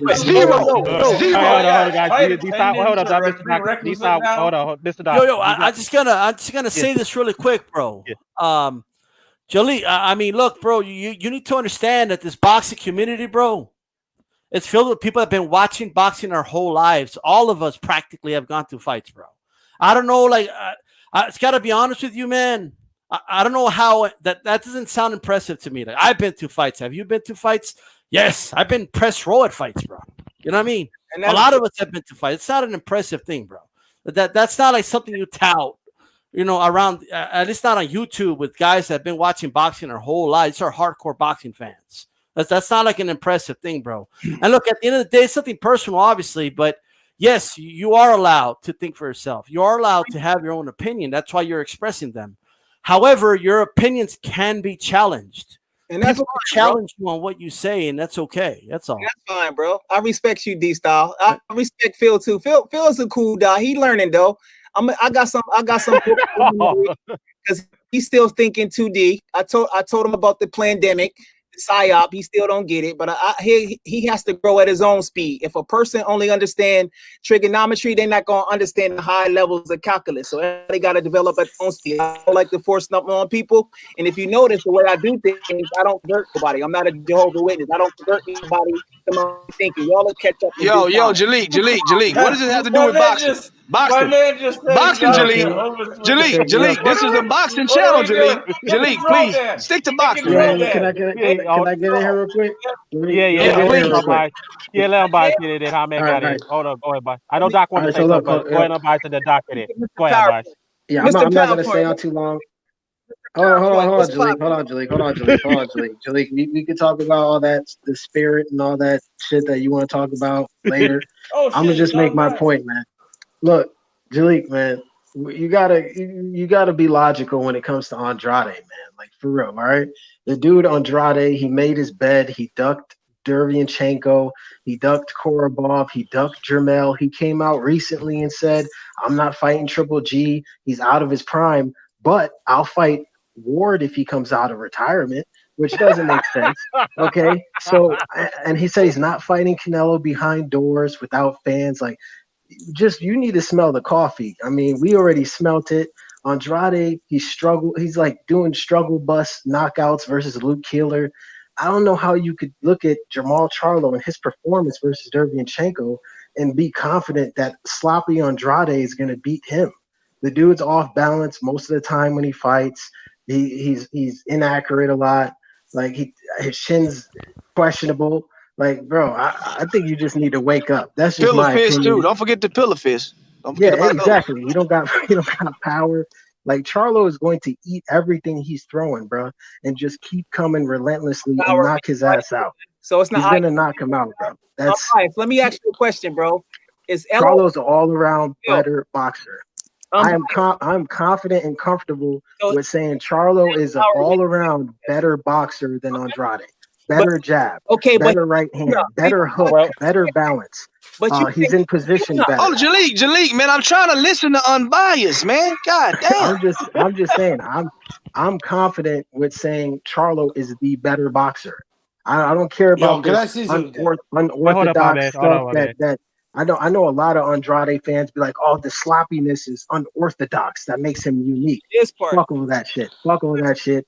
Charlo is the better boxer. I'm sorry, bro. Just hands down, he's the better boxer. Sorry. But I would put it like this. Hang on.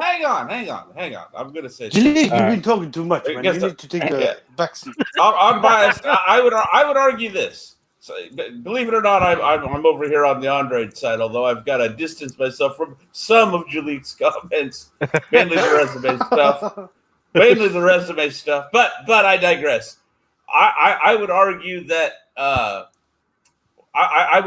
would argue the point of their technical ability like this. Jermall is the more technically correct fighter of the two. There you go. Good point, Mr. Doc. Could I see? I'm not going to get into a breakdown between who wins because the beauty of boxing is we'll never know until they fight. This isn't rap or hip hop. That's a good point. So I ain't even going to entertain Jalik on that because Jalik will have his own arguments until they fight. We'll leave it there. But I will say this regarding resume. I don't know how you could say Andrade's got a better resume than either of the Charlos since he beat Tavares. The guy has done pretty much nothing, and I know it wasn't his fault with the Billy Joe Saunders fight. One second, let me just finish. Wait, hold on, let Ahmed finish. All right, let me just finish. I just want to see, even the other Charlo, one of them obviously has got a better resume because he's unified. He looks like cleaned out the division, and he's got better names on his record. But the one who's moved up, I think, is Jermall. He's got Demetrius on his record now, which Andrade could have had a name like that, which he hasn't. And he's also beaten J-Rock and I believe Trout as well. Yeah. I think you could argue maybe Vanez might have been a better win than K9 because I know K9 did have some good wins over Corey Spinks and Carlos Molina. Carlos Molina, that was a good win. But we got to also take into fact K9 lost to Ishe Smith and Vanez did beat Ishe. I think he dropped a couple of times. And at the time K9 fought Charlo, he was about 42, and I don't think he boxed after. But that's one of the I'd rate him about the same. To be fair to your point. Wait, Hamid, I don't mean to cut you off or cut your wisdom short, but Jalik, did you really say you didn't say Andrade has a better resume than yes, I was biased. Yes, he did. That's what I was referring to when I said I can't.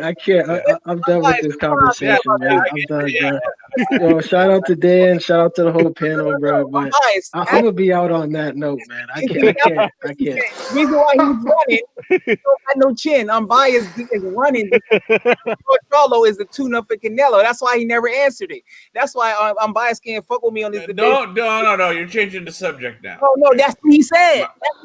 No. He bailed because you espoused that Andrade has a better resume, which he did say that. Patently absurd. You did say that. Yes, you did. We all heard you, and it's on the record. Let me rephrase myself. I said Jermall Charlo, not Jermall. I said Jermall Charlo's resume. Yeah, we know. We know. That's the whole point of the debate. Better resume than Jermall. Listen, bro, whenever y'all want it one-on-one, because like I said, I know boxing. I can break down the fights. I go to the fights, and I don't need no other channel to tell me how to break down fights. Like a lot of people's opinion of boxing is no one's telling you to change. Jalik, why are you talking about somebody else's channel? Hold on, hold up, Mr. Doc. Hold up. Jalik, hold on, man. I am, bruh.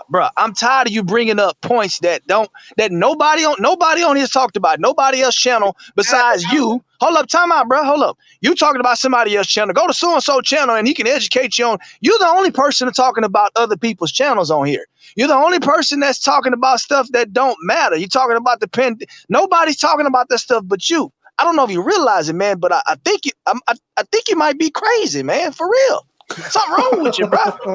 All I know is this,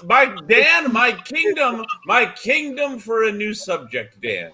right, guys. I mean, I'm gonna jump off. I'm gonna No, jump yeah, off. thanks for coming on, man. I Say was just gonna Phil, say, bro. I Like was just Phil gonna don't say, like this. Don't say me, bro. he's entitled to his opinion. If he thinks Andrade could win, that's a Yeah, that's possibility. it. But I'm not gonna get into the resume. Andrade has wasted a lot of his years. He hasn't done anything. It's much better. I like Jermall Charlo. But we'll see what happens when they Yeah, fight. I like to know who's Andrade fight next because we don't know who he's fighting. We do know Charlo might be fighting Eubank, but we don't know who Andrade's fighting. So what's going on with that, man? He fights a good fight in Crawford, which is another great opponent, by the way. Must I say, somebody that's good for boxing. But Jalik, whatever. I don't know what he thinks about that.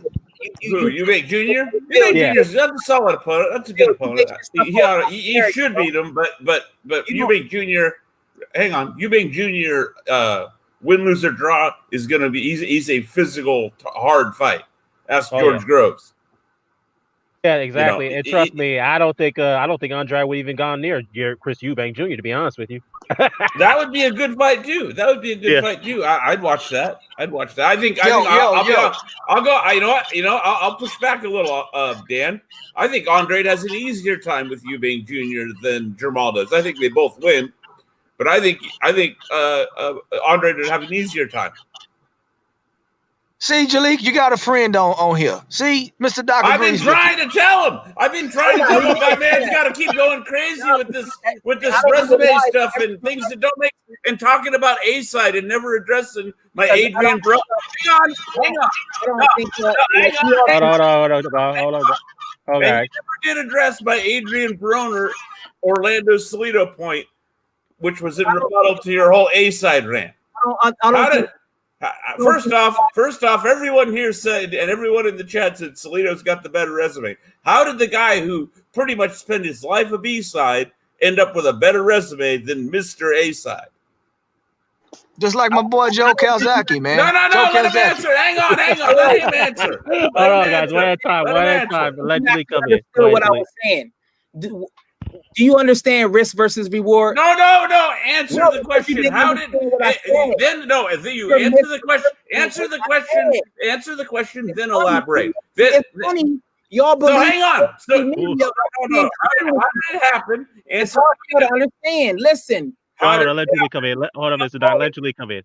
Go ahead, Julie. To get opponents, you have to create yourself as the attraction. Now you have your promoters that can do a little bit of matchmaking, a la Top Rank. But once you get to a certain level, you don't really need them no more because they don't really know what they're doing beyond that certain level. So it's up to the fighters themselves. So it's up to Andrade himself. It's up to Travis Crawford himself to make themselves the attraction where nobody can actually duck them. When you're southpaw and you're defensive and you have a slick style, it's easy for people to bypass you. That's the name of game of boxing. It's always been fighters that in a sense didn't get the fights that the mainstream guys that was there. That's why I use the metaphor. You know what a metaphor is?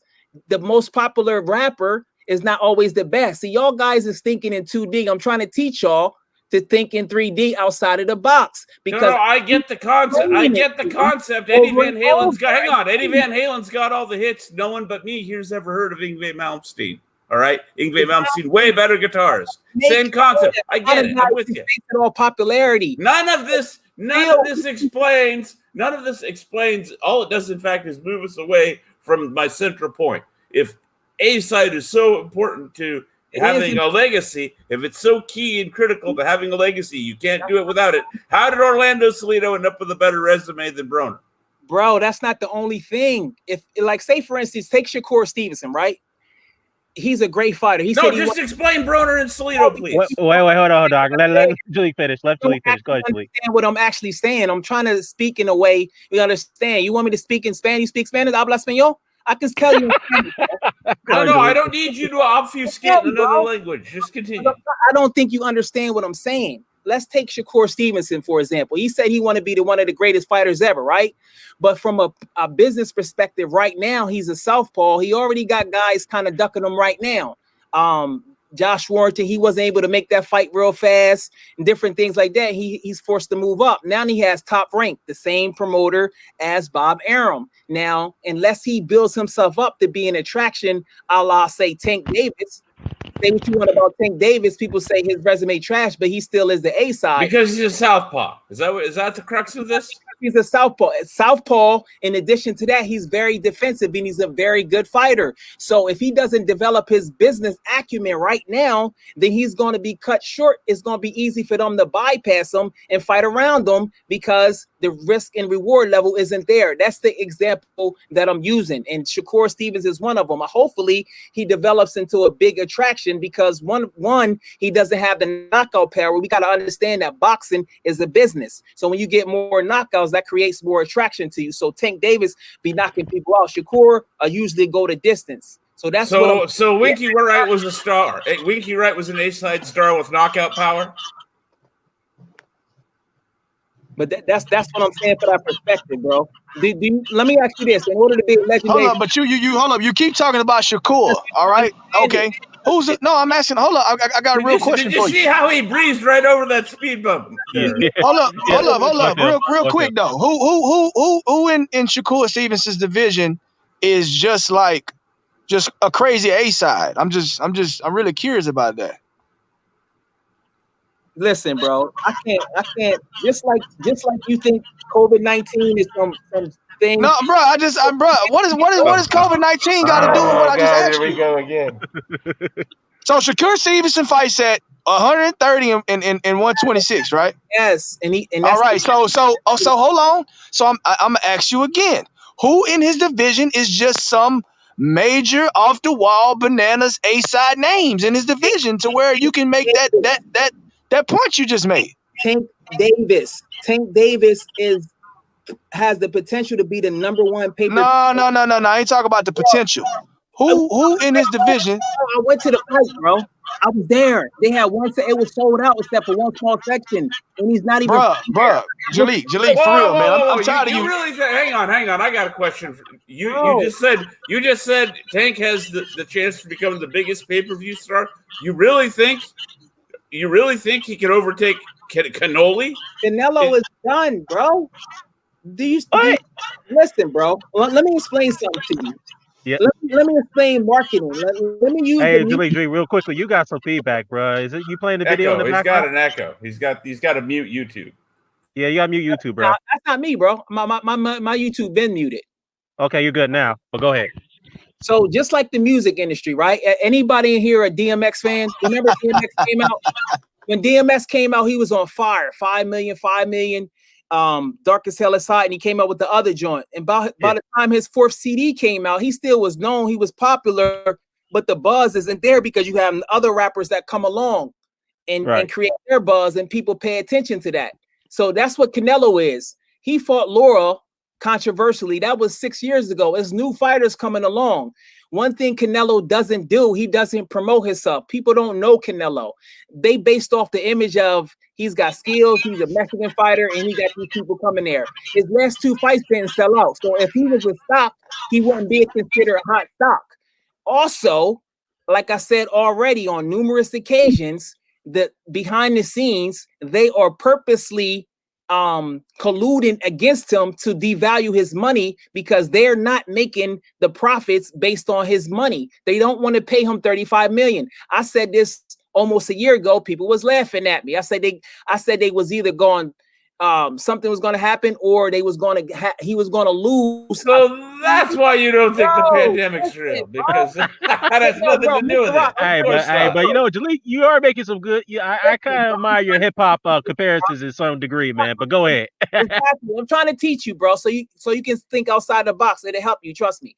So with Canelo being the case, okay, let me ask you this. Canelo's biggest fight is with Jermall Charlo for him to sell tickets and to have create pay-per-view. Tank Davis versus Ryan Garcia is bigger than any fight that Canelo does, period. And that's all that. Y'all put money on that. And y'all laughing, and y'all gonna see. If it repeat that, please repeat that for the record. Tank Davis. Yo, hold up. Jalik, let me ask you a question. No, I want to get. No, hold on, Mr. Doc, relax, Mr. Doc, relax. I got a question. Canelo's last pay-per-view fight was against who? Triple G. Like, all right, you go look and you tell me how many, what kind of numbers they had on that fight right there. It has changed in 2 years, bro. The world is different, right? We got to. Well, what do you mean? I mean, but you only hold up. This is what I'm telling you right here, Jalik. You only can hold up when you making a comparison. Okay, we're talking about now. Hold up, though. Hold on, Jalik. Hold on, Jalik. Hold on. Let me say something right here. Oh, this is what you made your opinions on, right? Okay. You come up with some kind of formula in your head to say, okay, although Canelo sold a massive amount of pay-per-views against Triple G, okay, although his last pay-per-view against Triple G, although he got offered a ridiculous contract to come with DAZN, because everybody knows DAZN said they wanted him because of his following. They wanted to get more subscribers. That's why they offered him the money, okay? Although, this guy is still probably the one name in boxing that everybody wants to fight because it's probably going to be their biggest payday. Out of all this stuff right here, you come to the conclusion that he's done, and Tank Davis is a much bigger attraction. Let's go on Tank Davis's last pay-per-view numbers. Did they come even close to Canelo's last pay-per-view numbers? But what I'm trying to tell you is, I'm asking. No, it's a serious question though. What? I mean, hold on. My question is, are you discounting? Is any of this stuff in your formula to say that Canelo is done? Listen, bro. He has. Is it though? He has to revamp himself. Do you understand what collusion is? You understand they colluded against Colin Kaepernick? Do you understand their Bruh. I'm not look, man. I'm talking about boxing. I'm not talking about the pandemic. I'm not talking about Kaepernick. I'm not talking about KRS-One. I'm talking about right now. I'm talking about Canelo Alvarez. You only think in 2 dimensions. I'm trying to teach you how to think. Bruh. I don't need no education lesson. I want to stick to if I want to be educated on hip hop and rap, then we can talk about that. But not while I'm talking about boxing. So stick to boxing, please. Answer my question. I'm trying to explain to you, bro. Yeah, explain it to me in a boxing analogy, not a rap analogy or anything. Boxing. Let me talk to you. Canelo Alvarez's last 2 fights didn't sell out, right? From a public perspective, his biggest fight financially is Charlo. Are they going to fight? Probably not. So, who do you think? What is selling out got to do with it though? It's about buzz, bro. Let me explain something to you, bro. Let me just explain something to you. No, Brian, but selling out has nothing. Hold up. Selling out an arena is not the same thing as doing massive pay-per-view numbers. It's not the same. It's not the same. But that's the comparison you're making, though, Jalik.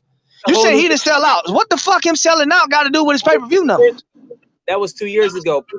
People sell. What is that? How many people watched the fight though? What? That's what I'm saying. Like we're talking about pay-per-view versus selling out. Or how many people are viewing the fight versus selling out. That's not a good analogy, bro. That's not a good comparison. That's apples to oranges. Simpler question. Hang on. Simpler question. Why did they offer Canelo all that money and not Tank? Because he was a name and they overpriced themselves because they wasn't really in competition with nobody else. Yo, what up, EJ? Yo. EJ, save us, EJ. Yo, man, let's Jalik, man, like Jalik, you man, you done a good job, man. You can fall back now and let's mute and get time to eat. But now you don't need to defend yourself. No, I like Jalik. You know what? I like Jalik. You know what? Jalik's ready to go 5-on-1, 6-on-1. I'm ready to that. I've been there, Jalik. He reminds me. You know who he reminds me of? EJ, you know who you're. Yeah, you beat me to it, Dad. You did exactly. Yeah, like everyone. Hold up, though. But hey, low place used to actually make sense, though. This dude ain't making no sense. Give him time. You know what? Hey, you know what it is like now on the rules, yeah. Like, see, Jalik, I've been there. Like, Jalik he's proven himself that Jalik's a debater. And whether we disagree with him, he gonna hold his corner, and he don't. He can take the heat. He can take the heat. I respect him a lot. You're a tough dude, bro. You show you got moxie because most people would have folded because Phil's hardcore, and he was coming at you, but you don't need to prove nothing no more. Hey, Dan, choose another subject and let's keep All right, moving, man. Dan. Yeah, It's fair not all enough. about I Jalik. was Good I was job, gonna Jalik. move off of that anyway, but real quickly though, just to chime on this, Bob Arum has been a little salty the last couple of days because he can't even sell rights in the UK for Crawford versus Brook. So if he can't get the UK rights for that fight, that looks like that fight's not going to come off. So what do you guys' thoughts on that? Oh, just what boxing needs, another dead fight. Yay. Yeah, it's Bob. Some people are kind of conspiring that Eddie Hearn has something to do with that fight being blocked in the UK. Nah. It's got to be fish eyes. You think Frank Warren has something to do with it? Yeah, Frank Warren's the one that's been snitching from what I've been hearing. Like, Loma and Teofimo is not being shown in the UK neither on Stop Boxing. So it's both of them. So maybe it is. I don't know who it is. Maybe it's, I don't know, because that's interesting, man. That's interesting. Yeah, somebody is sabotaging Bob Arum in that market. I want to know who that is. Is it Eddie Hearn or is it Frank Warren? Because I know Frank Warren and Bob Arum. I can't remember what fight it was, but Frank Warren was talking about in a lot of circles as people were saying he snitched on one of Eddie Hearn's fighters about like the medicals or something. Yeah. Could have been Frank Warren trying to sabotage that fight. I mean, I don't know. I don't know whose interest it serves and who doesn't. I'm just here to watch the fights. Does Phil know? Does Phil know about the business of boxing, or like what does Phil know about that? I want to hear his opinion. Where does he go? Well, Phil left. Phil left, man. Phil's gone. Good debate between y'all two, man. We probably have to get a rematch. That was a good fire debate between y'all two. Yo, bro, like sometimes like listen, we sit there. I have my popcorn now. I was like, yo, this is some good shit, yeah. But real talk, like after it was some good stuff. But after a while, you're like, nah, Dog's funny, yo. Get him on record. Repeat that again, yo. That shit was funny as well. Hey, Jalik, you know what's funny? Like Jalik gonna put his statements out, and you know what's funny? Because I remember Low Place, right? Was talking about the Kawaki versus Marco Huck, and everyone clowned him, bro. Everyone's like, Marco Huck ain't come over here to let this guy beat him. Our PVC are trying to build him, and that same Kawaki guy, Low Place done his research, he smacked it out of Marco Huck. So Jalik might prove everyone wrong here, and you know the thing is, we're on record. And Jalik gonna burn everyone up in it. I've seen it happen before. Hey, before this gets out of control, I was on his side in terms of just who wins the fight. You was, I favored Andrade. You know what it is, though. You know what it is. Sometimes, logically, we think. And we think logically on certain things, but now we just can't see it. But sometimes, like he said, thinking out of the box, and it does happen. Like we all here, we have our predictions, but this is the whole thing about this boxing thing. Everyone got their corner, and we keep it moving. Dan's the man. Dan was just sitting there letting this roll, though. But Dan, it's a long time since I had this type of debate on my panel, man. It's been such a long 2 days in a row, Dan. 2 days in a row, though. You rolling, Dan. You rolling. Me and Phil, see, it's an interline story. Phil been wanting to battle me for months, bro. Like it's been building up with me and Phil. But I mean, it is what it is. I respect Phil. You know what I'm saying? Hopefully he get those tattoos removed off his leg, them lines on. Oh man, okay. So I see it's not over between y'all two. All right, we're gonna have to get another debate session between y'all two. Fair enough. But hey, Blood is in the chat. He's like, hey, what happened to Low Place? I'm like, I don't know. Man, we all wondering. I don't. But hopefully he's back. Oh, you then? Yeah, that's you. I hope. Yeah, I don't know, but L-Dog said something that we probably think that would happen, but I'm not going to announce it on this panel, so I'm going to leave that alone. That's personal business, but it is what it is. Yeah, you see it in the chat. I'm not going to say it. Who went to prison? Who's in prison? He's saying Low Place. Low, yeah. We know that. He's locked down low, probably. He changed the way you said that. Yeah, we know he probably locked down. If he ain't locked down, there's no other reason why he wouldn't be on YouTube. There's no other reason why. But you know what, though? Yeah, go ahead. No, I was gonna say, if that's the case, he'll just surprise us and make a return, man. Can't wait. Even though he and I went at it, we had some fears. Yo, Jalik, you want to talk about debates, man? Me and Low Place used to go at it fierce. We got to the point we're threatening each other. It was getting bad. Yeah. I got hard with the place too. Yeah. King, shout out to you, bro. Shout out to King UB, bro. You'll get it, bro. How come L-Dog ain't jump? How come L-Dog ain't jump up in there, man? These styles was up in there. Everyone was up in there. How come where's L-Dog at? He ain't coming in. L-Dog, bring yourself over here, man. He don't want you to burn him, man, on the Marvin Hagler thing. But come on. You know. Listen, L-Dog always getting that. L-Dog's my little punching bag. Every time he come over, I'll be. Oh yeah, I got to ask L-Dog. You know what, L-Dog? I got to ask L-Dog a question because that's something I wanted to talk to him about because he says that Eastern European fighters always get short end of the sticks when they come to America. But I got to challenge him on this point. If that's the case, then why did Zars Glaskov, who was the heavyweight Ukrainian, was always getting gift decisions when he fought here in the United States against Steve Cunningham, against Derek Rossi, against who else? He was going to get a gift decision against Charles Martin before he injured himself in that fight. But it is what it is. But if he always saying that, then how come you don't bring up the fact that African fighters were getting short in the sticks when they were coming over here and fight? So I'm just saying, Ike Corte, for example, Ali Faneka, and Paulie Moses. I mean, I could go on and on. So I like to hear him come out and defend that point. I'm gonna send him a link so he can get on. Boxing, like any other sport, just like any other sport, has a home field advantage. I don't get why people find this so surprising or like appalling or like it's some sort of, strange, bizarre facet of reality when as if boxing is supposed to be the one sport that's exempt from that. Of course there's a home field advantage or home ring advantage, whatever you want to call it. Well, he said, L-Dog is very, very adamant about this point. He says that Eastern European fighters are always getting the robberies here in America, and he says that, and he always brings up the the fact that it's like closer fights like with Derevchenko, but it's funny though because Derevchenko got robbed against Golovkin. I don't know how you can make that point. And number two, he feels that Teofimo Lopez is going to be slated to win that fight against Lomachenko if it goes to the cards because they want him. I mean, that's true. I want L-Dog to get on here and explain that. But again, I like to ask him, well, why do you believe the Eastern European fighters are getting more short in the stick than the African fighters who came over here and fought? Yeah, I don't believe that much. Joseph Abeko, man, and Joseph Abeko, Paulie Moses, Ike Corte, Ali Faneka. Josie Lushigan waiting 5 years for his WBC shot. He didn't get his shot, and then he got beat. That's a Danny Garcia situation with Eric Morales, right? The way the WBC screwed him over. Yeah, I think that's L-Dog right now. No, that's Phil. My bad. That's Phil. Where you he's right here. Yo, let Phil back in. What's up, Phil? Yeah, I'm back, man. I'm back. Yeah.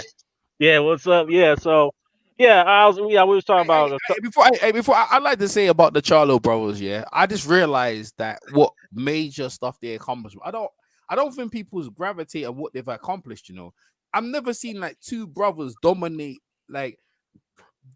two divisions. Yeah, this came up. I mean, they lost a bit, but bro, they completely just changed around boxing. I think it is that pay-per-view they had. I think it was historic, and I think what, if they can go on to like draw big fighters because they've got the pay-per-view platform, and they go whoever fighting us, they gonna get paid. We definitely gonna get the lion's share of the money, but we gonna make sure you looked after. You're gonna be your biggest ever payday. I think boxing can grow with that, bro. I think Showtime, they got rid of Paulie the Money. They need to get rid of Al Burstein, by the way, because he was hating on the Charlo.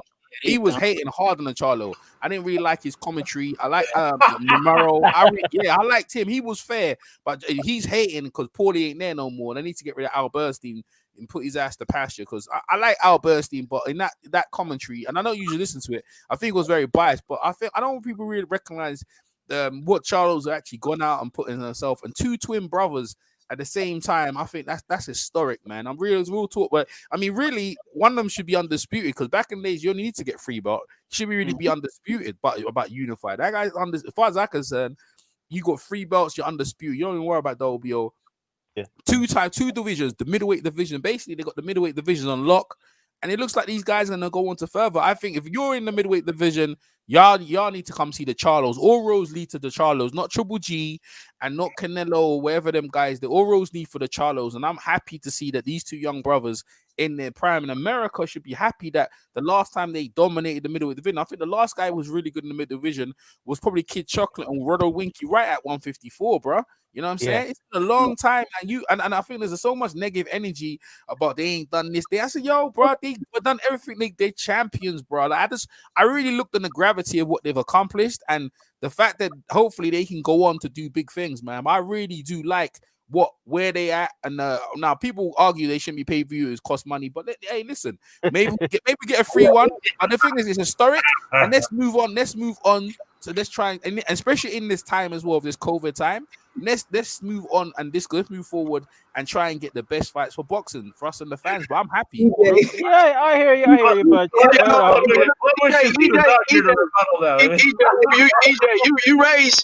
EJ, you raised some good points, man. I mean, that's some amazing points. And I also wanna say this right here. These Charlos, man, they right now, they're the only two fighters that's been professionals for over a decade. Okay, all right, they've both been champions nearly 5 years. Okay, and they still aren't getting the respect that I think they need to get in boxing. You know, so for me, like the way you put it was super duper elegant, man. You know, and I got to give you props for that, man, because a lot of people don't realize what you just expressed, man, in that little spiel right there, bro. And I mean, that's real. They still fighting for their respect, man. 10 years in the game and have been champions for damn near 5 years, man. That's crazy. It's crazy to me. Yeah. Good stuff. Brian Castaño is fighting Texera, so if Brian Castaño beat Texera, then he can be undisputed because Brian Castaño was with PBC, so that'd be good. But EJ, you would be a hell of a publicist, bro. You might need to fill out your application for Lions Only UK, bro. That was a hell of a. No, I didn't know. I didn't realize what they accomplished until I sat down and Jamel, I didn't realize what they've accomplished. Yeah. In a short time, now, bro, Jamel, you've never seen two brothers, yeah, like actually like the top of the division, undisputed at the same time. They're the real deal, bro. Like real talk. I think sometimes if they was in England, bro, they would be celebrated hard. I think in America sometimes, yeah, y'all be talking about too much of the negative to appreciate what you have in front of you, bro. Even when Mayweather, some of them guys were there, it's so critical, and I'm like, yo. I mean, you critical about him, but look at the two brothers. You know, I think the last time you had two dominant brothers was probably the Klitschko's, bro. And what we were saying about them, but these guys, where they are right now, they wanna be great, bro. I'm like, I haven't seen, and then, let me tell you something. You don't see too many people, right, in boxing want to be great and want to challenge themselves against the best, and they want all the belts, bro. They come up for everything, and I ain't gonna lie to you, I'm on board. I wasn't on board before the fight, and then I sat back and watched them. Said, yo, I was a hater before, but I can't hate that, man. I can't hate on none of what they just did there, bro. And they listen, bro. This is what you want in boxing. You want two guys, young guys. You want to grow with them. You can be negative and commenting, but bro, as long as they get all the belts and they fight the best fights, even if the staunchest hater, you're gonna jump on board, man. I'm just telling you the truth.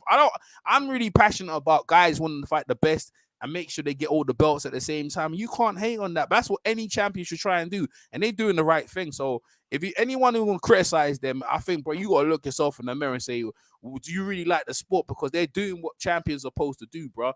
Beating asses and taking names, and that's what you want in boxing, man. Well, it looks like Blood is slightly disagree with your point, EJ. Just hopefully he could come on, but it's all good though. But hey, just real quick note, guys. Canelo Alvarez has refiled his lawsuit against DAZN and Golden Boy. So it looks like their mediation meeting with DAZN and Golden Boy didn't work out, so they couldn't come to an agreement. So the lawsuit will proceed from the looks of it. And with that said, Canelo Alvarez is more likely going to be out of the ring for a long time. Where do you say that at?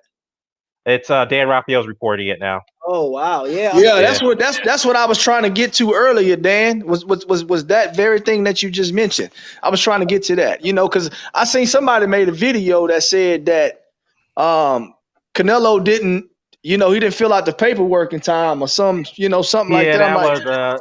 That was Rafael Dawkins. He got it from from a website that I never heard of before called Boxing Talk, and I That's saw the Raphael.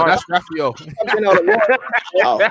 Well, yeah. I don't remember who it was, but yeah. I don't. But yeah, I was like, nah, that's not accurate, and because I got the same thing as you just got. It dropped like, man, probably like almost an hour ago. I got that info. So what? Yeah.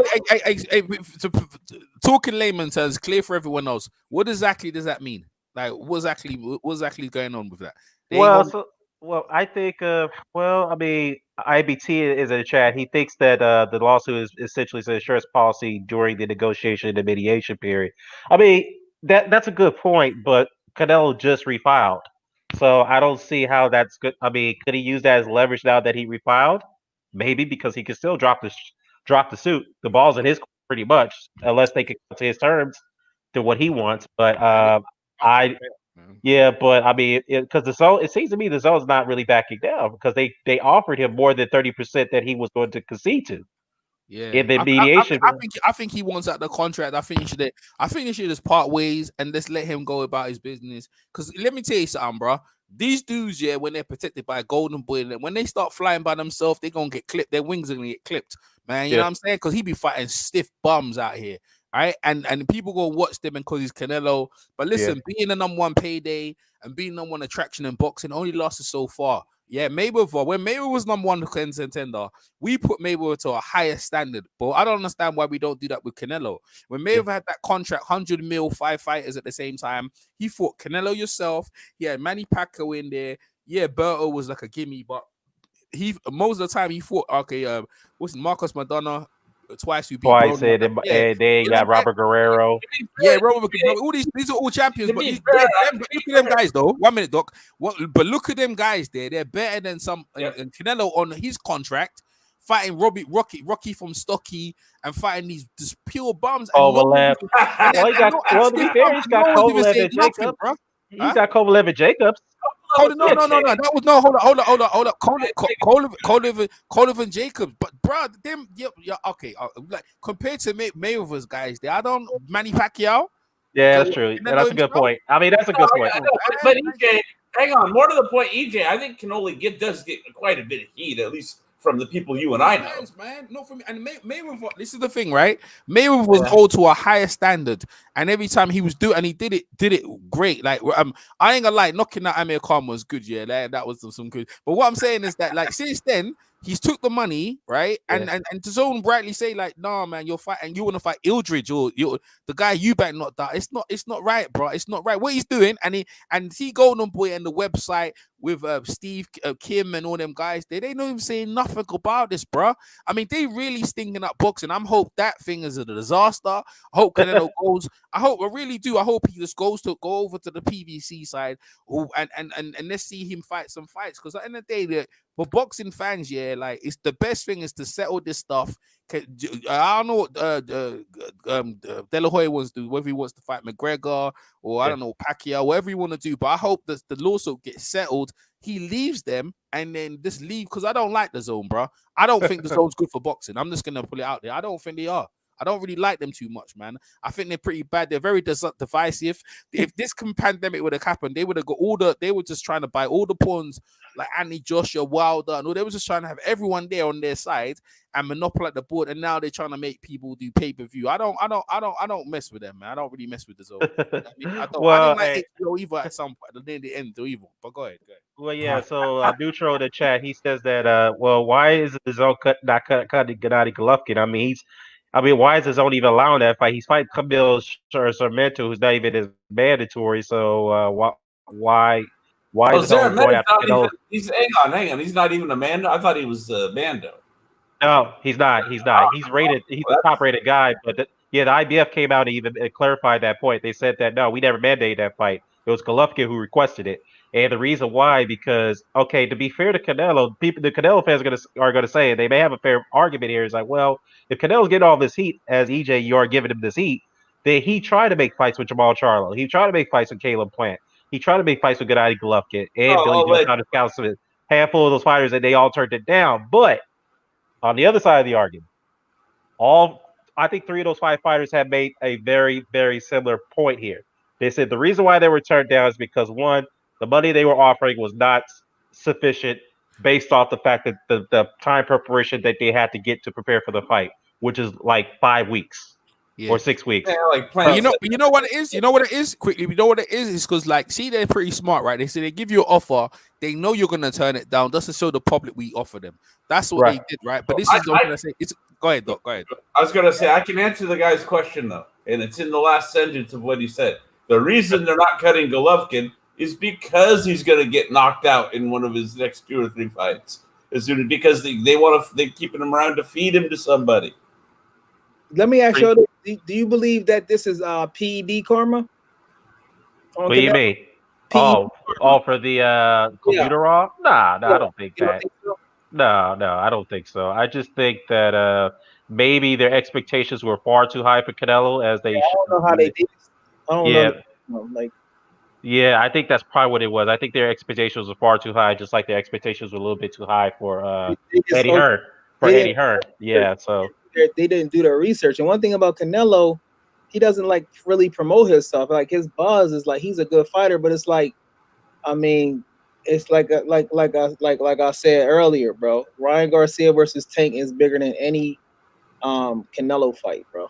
Like nobody's gonna be paying attention. Canelo got to reinvent himself. Like I don't know, man. It's just well, I mean, hopefully they could drop if the lawsuit ends sooner than later. But if it doesn't, man, hang on. But outside of social media, is Garcia and Tank really that well known in North America? Honestly, yeah, they are. Honestly, no, he's not. Tank is already selling, and you got hang on. They talked about before ESPN had an affiliation with any kind of boxing like they do with Top Rank now. Cannoli would get mentioned on ESPN. I don't see ESPN mentioning Tank or, for that matter, Ryan Garcia. These are social media stars, not stars. Pretty much. Yeah, pretty much. Hey, but Nutro said in chat, Kovalev was dubbed to fight Canelo after he fought Yard like 6 weeks before the fight. I thought it was 8. It was more dumb to take the weight stipulations, but hey, he signed on the dotted line. He knew what if you fight Canoli, you know what you're in for. You know that's my whole point. You know, all the people who defend Canelo, rightfully so, say, wait, he offered these guys fights. You can't say he's ducking them. Yeah, but you have to look at the other side of the view. It's like, well, what the stipulations he's putting in? He's putting in weight clauses. He's putting in time preparation periods where fighters feel they're not getting enough time to prepare for it based off of what they're being paid for. So it's like Kovalev. I think the reason why Kovalev took the fight is by his choice. He took it. He took the fight. But I think, like I said, based off the time preparation, he got a lot of money for it based off the level of preparation he had for it. And again, Mr. Doc, the weight stipulation, which we didn't know about until after the fight. That was they made him sign the non-disclosure. Remember? Hey, that's true. Before I get out of it, Mr. Doc, you got a channel? You sound familiar, like on the bottom. I used to, but it's been struck so many times by YouTube. I just no wonder I didn't see your channel, Mr. Doc. That was actually a pretty good channel on the low key, man.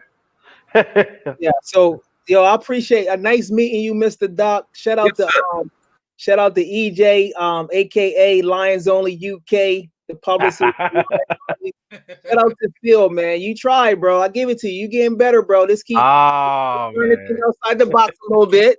You know what I'm saying? Do some push-ups. I don't know how you work. I don't know what you do, but just think outside the box a little bit.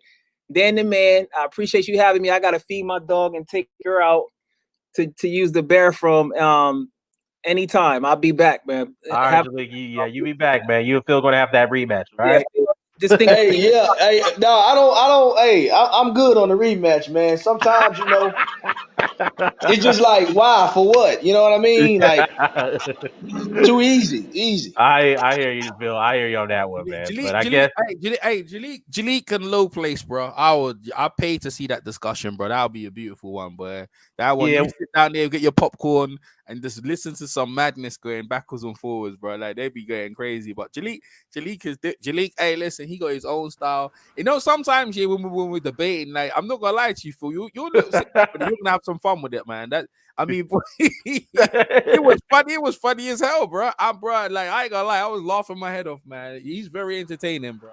Yeah. Hey, IBT is like, why would Phil even rematch a second round KO?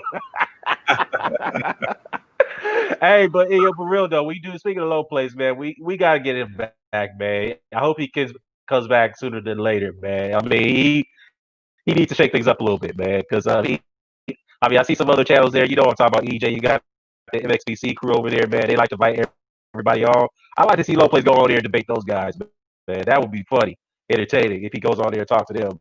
But other than that, yeah. But speaking of all that stuff, man, are you gonna put this on your hater report, EJ? Oh yeah. You haven't done a hater report in a while, EJ. Oh, no. The hate report.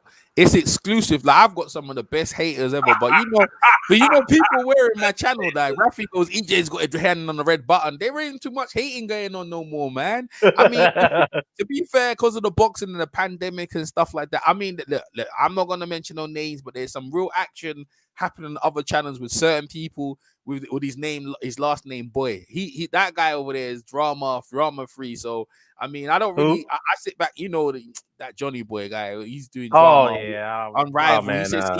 He said a racist comment in one of the chat on the Rivals thing, and everyone's going at him, D Jefferson, and I'm just sitting back there. But I can't really get no hate report of that. That alone is just funny. But other than that, nah, everyone's cool. The thing is, we will know each other for long now. We've known each other over a year, and after a while, people just settle down and get used to each other. You know what I'm saying? You know what I mean? So there's no need for no real hate. And Edge, when Edge comes back out here, then the hate report will start. When Edge comes back. Well, you know who Edge has turned into? You know who he's turned into, EJ? He's turned into UK blogger. Oh yeah. Well, yeah, he'll come around. Yeah, he'll come around when Joshua fights. That's the only time Edge will ever come around. Yeah, when Joshua fighting, that's when the hate report comes out because they can't help themselves, bro. And Phil be there. Phil's there waiting for him with his knives and fork ready for Edge because Edge gonna say some mad stuff, bro. You know what I'm saying? So yeah, no need for the hate report for now. But I ain't gonna lie to you. Every now and again, I go back to hate report. I like listening to Dan, not Dan. What's his name? Hey, EJ, I got an alarm on my phone when Edge no start talking, man. So I can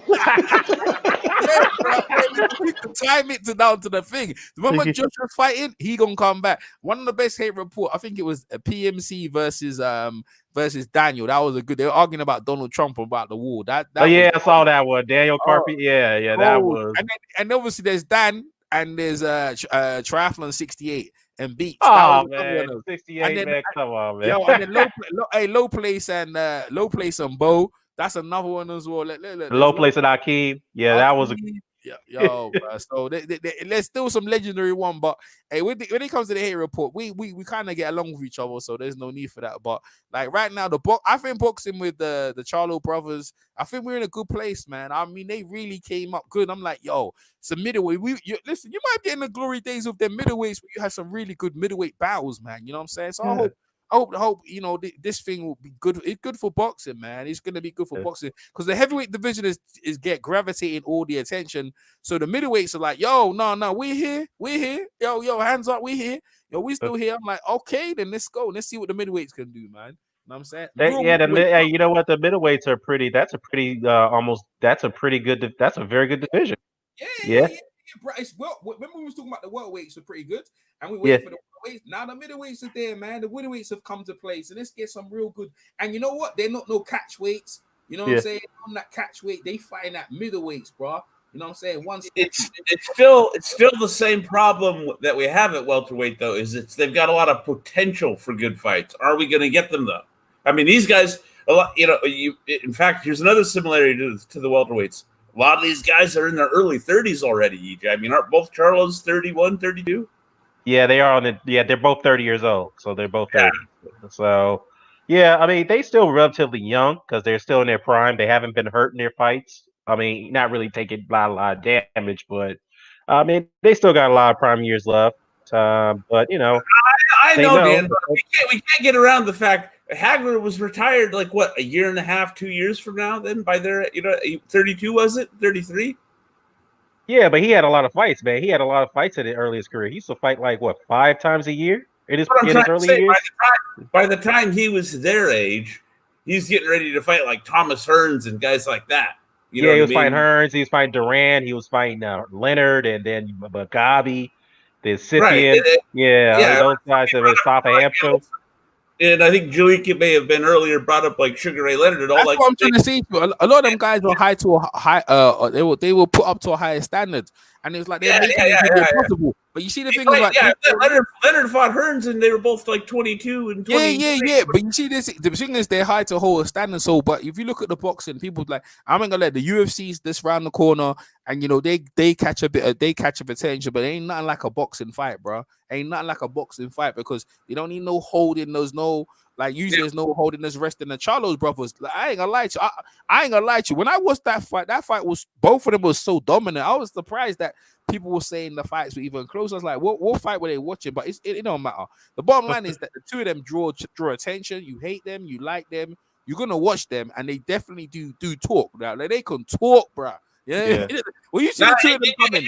You bring up a good point, EJ. It could be very well that I hold boxers to an unfair standard. Yeah, man. I mean that's I am what I am. Yeah, I know I do. I hold like if you're gonna talk that way. Like this, I'm just gonna say if you look at the two of them, they broke onto the scene now. They look at you. You nothing but look at the ranking. You're like, hold up, one's got 3, the other one's got 1. They're on the verge of like getting some legendary names or big names in the division, and then like, bro, if they pick up steam, the welterweight division is gonna be left in shambles. They're gonna have to do something. That's what the heavyweight division did. It made people fight when they didn't want to fight. Like Crawford's happy doing fishing, fighting against this guy, that guy. But after a while, people ain't gonna pay you no attention, bro. And Gary Russell Jr. He's another one that. He's thinking he's nice. He got left in the shuffle. So it's like what have you boxing like? Gary Russell's come straight out and said in the past. I mean, it was a few years ago, but he pretty much came out and said he's perfectly happy fighting once a year. Yeah, of course he was. But but this is what I'm gonna say, dude. Yeah, and now your career is longed out, and it's like, okay, now you're making up noise. But this is the thing, right? Everyone's gonna surpass you. We don't care if you're a champion right now. Like the day, like the goal of you is to get great fights against great opponents, and then be a champion, hold the belt, and then hopefully go to the Hall of Fame, make enough money that you can survive on. And with the Charlo brothers going pay-per-view, whether people don't like it or not, I'm thinking to myself, well, listen, they're historic, they're two brothers. The thing about it, right? When you think about it, that 2 of them are gonna be on the card, bro. I mean, how great is that? You got 2 brothers on the card who are coming to fight, man. I mean, you might that's some great stuff, man. You gonna get value for money. Value for money. Yeah, value for money. That was to me, that was one of the best pay-per-view cards I've seen in like a very long time. I agree. So, even though it may not do well financially, but you can't argue that was a damn good card. It was a damn good card. Let's be real. The price over here in America, I'm just speaking for America, they got to bring them prices down. I'm sorry.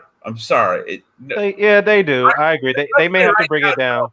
No, I can't think of a boxing match that's worth $70 of my money now. Well, I mean, yeah, you got you come up with some mythical one, you know what I mean, or something. But I'm talking about. Well, here's the way. I mean, I see what you're saying, Mr. Doc. But the way it pitched it, the way this is the way they should have pitched it. Should have been a little bit better. Is that you're getting 6 fights for the price of $75? Normally that would be. Go ahead. Wait, hold on. I was going to say, you'll get that same price here in the States. You only get 3 fights, or maybe 4 if you're lucky, for the price of that. But you're getting 6, 7 fights for that same value.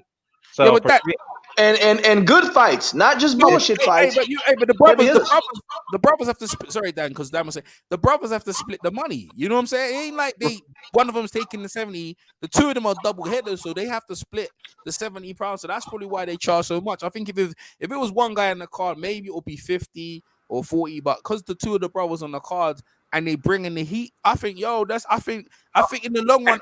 Listen, I'm looking forward to the next 2 opponents, and they ain't fighting no bull opponents like Canelo or Triple G. They fighting top-notch opponents, because look, that guy knocked out J-Rock, bro, and J-Rock knocked out that guy. You know what I'm trying to say to you? That they're fighting top-notch opponents, bro. Like what you want in boxing, like number 1 contenders and unifying the belts. Nah, man, no. EJ, I gotta own up a little bit, EJ. I got to own up a little bit. There is some sour grapes on my part because my old ass fell asleep during that damn intermission. I ended up I completely missed the Roman and Figueroa fights. Yeah, that was a good fight.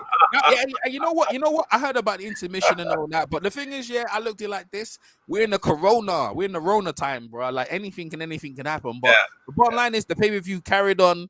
And you woke up and stuff like that, and people continue. You could watch the replay if you paid for the pay-per-view. But what I'm saying to you is that in the long run, and when I look at pay-per-view, I'm looking at value for money. And bruh, the two of them are value for money. UFC got that senior boy over there, and they got other guys, and they drawing attention. So the boxing have to try and do something to gravitate the attention. Mayweather's not fighting anymore. Yes, they got to strike while the iron's hot. The Charlos are on that kind of thing. They got that kind of energy where you hate them, you like them, but you're gonna watch them. And I think that's what America and I think the world of boxing needs someone. You need some people that they don't like, but they just good. They just good guys, man. I can't even. I swear that when I think about them, where they come from. I think where they come from are two twins, man. Like see the thing about the one brother was older than the other, but these two are twins, Like I don't think people registering like. These are like twins, bro. I don't. And look at the fights. Look at the potential fights you got, right? And for middleweight Charlo, you could have. We talked about Andrade, Golovkin, but we could think probably of a few other guys, right? At middleweight. All right, at 154 with Jermall, you got the undisputed with Teixeira or Castano, whoever wins that fight. You still got Hurd and J-Rock out there, and you still got old ass Lara hanging around. Those are all that could all, add up to really good resumes. Yeah, that's a good point. But I was going to read the comments in the chat real quickly. IBT says that I think Jermall is more prolific than. Look who we know. B Marsh is in the chat, man. Y'all can hear me? Yeah, I can hear you, brother. Hey, man, what's up, fellas? What's up? All right. What's up, Mr. Doc? Everybody on the panel. Dan the man, what's the deal, man? What's the deal, big dog? Long time no here, man. You just missed a fire debate a couple hours ago, man. Oh man, I just came on. I put on my YouTube. I heard y'all talking. Yo, you know what you missed was a slaughter. Is what you missed. Oh yeah, what happened? Yeah, man was trying to say. Long story short, B Marsh man was trying to say Andrade got a better resume than Charlo. I had to mute myself. It was bad. Who said that? Jalik, I think the leader. Delete the leader. Nah, he lied right there, man. I know. I spoke with him before. He lied. Andrade, man. Andrade, best name on his resume is Vanis Martirosyan. That was 2013. Yeah, and exactly. I like Andrade's skill set. Selecki, maybe. Selecki's maybe second. Yeah. But look, man, basically doesn't mean that Demetrius Andrade cannot win the fight. What the point I'm trying to argue is that a lot of people saying Andrade is one up over Charlo, but I don't see how. Charlo's fought and beat better opposition than Andrade. And number two, he just fought two fighters that Andrade refused to fight, which is Derevchenko recently and Korobov. So he beat those guys, and Andrade refused to fight them. So how could you say that Andrade still has a one up based off those factors? Based off those factors I just mentioned, the fact that he's fought and beat better guys than Andrade. So I mean, look, the other thing I would say too is that we don't even know who Demetrius Andrade is going to fight right now. We don't even know what's going on with him. We don't know who his next opponent is going to be. He's saying that I'm not going to fight this guy unless there's certain conditions. Like, for example, Canelo, I'm not fighting him unless there's a live gate. I'm not fighting Golovkin because he's too old. But yeah, he turns around and says that I'm willing to fight Andre Ward if he comes out of retirement. And I'm like, okay. So I don't know. If you're sitting around waiting for Andrade for a big fight, you're going to be waiting for some years. I agree. You're going to be waiting a long time, man, because it's yet to happen. And he's been a pro since 2008. That's true. I mean, it's been 12 years, and he's wasted most of those prime careers, man. And the thing is, the older you get, you're not going to have those same reflexes. You're not going to have that same athleticism. You're going to slow down. When Dan asked who we favored to win the fight, I said Andrade. But Dan, what did I say? My major concern for Andrade is. Was major concern is inactivity.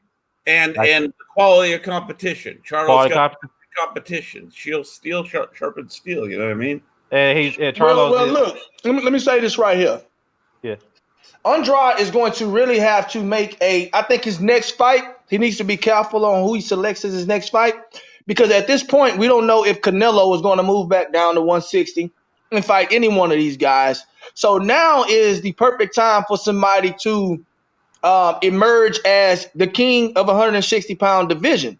And right now, people are talking about Jermall Charlo may be the best guy at 160 pounds. So Andrade can make a statement if he comes out with the right opponent for his next fight.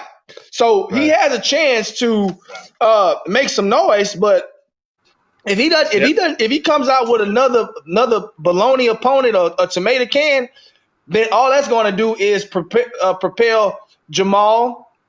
Keep propelling Jermall farther and farther away from him, and you're always going to have your name like your Triple G's and your Danny Jacobs, who's just big names in general. But as far as being the best fighter, Andrade has a chance to make a statement based on his next opponent, because right now, after the performance Jermall did against Derenchenko, and considering how he beat them in a lot smoother fashion than Jacobs and Triple G did, people are leaning more towards him. But Andrade, we'll see. But isn't Andrade another guy that's in his early 30s?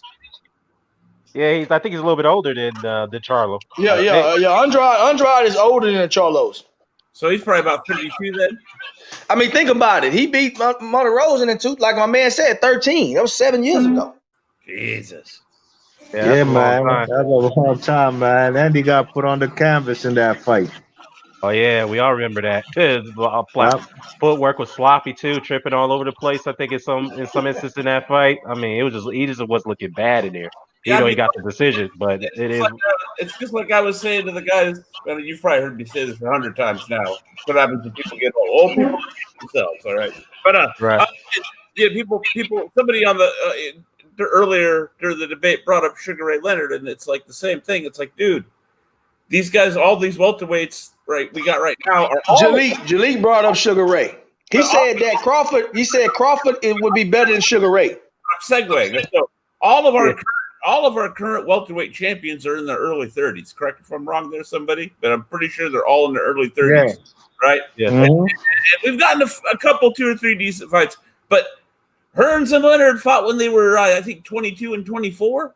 Yeah, they were in their 20s, 23 years old.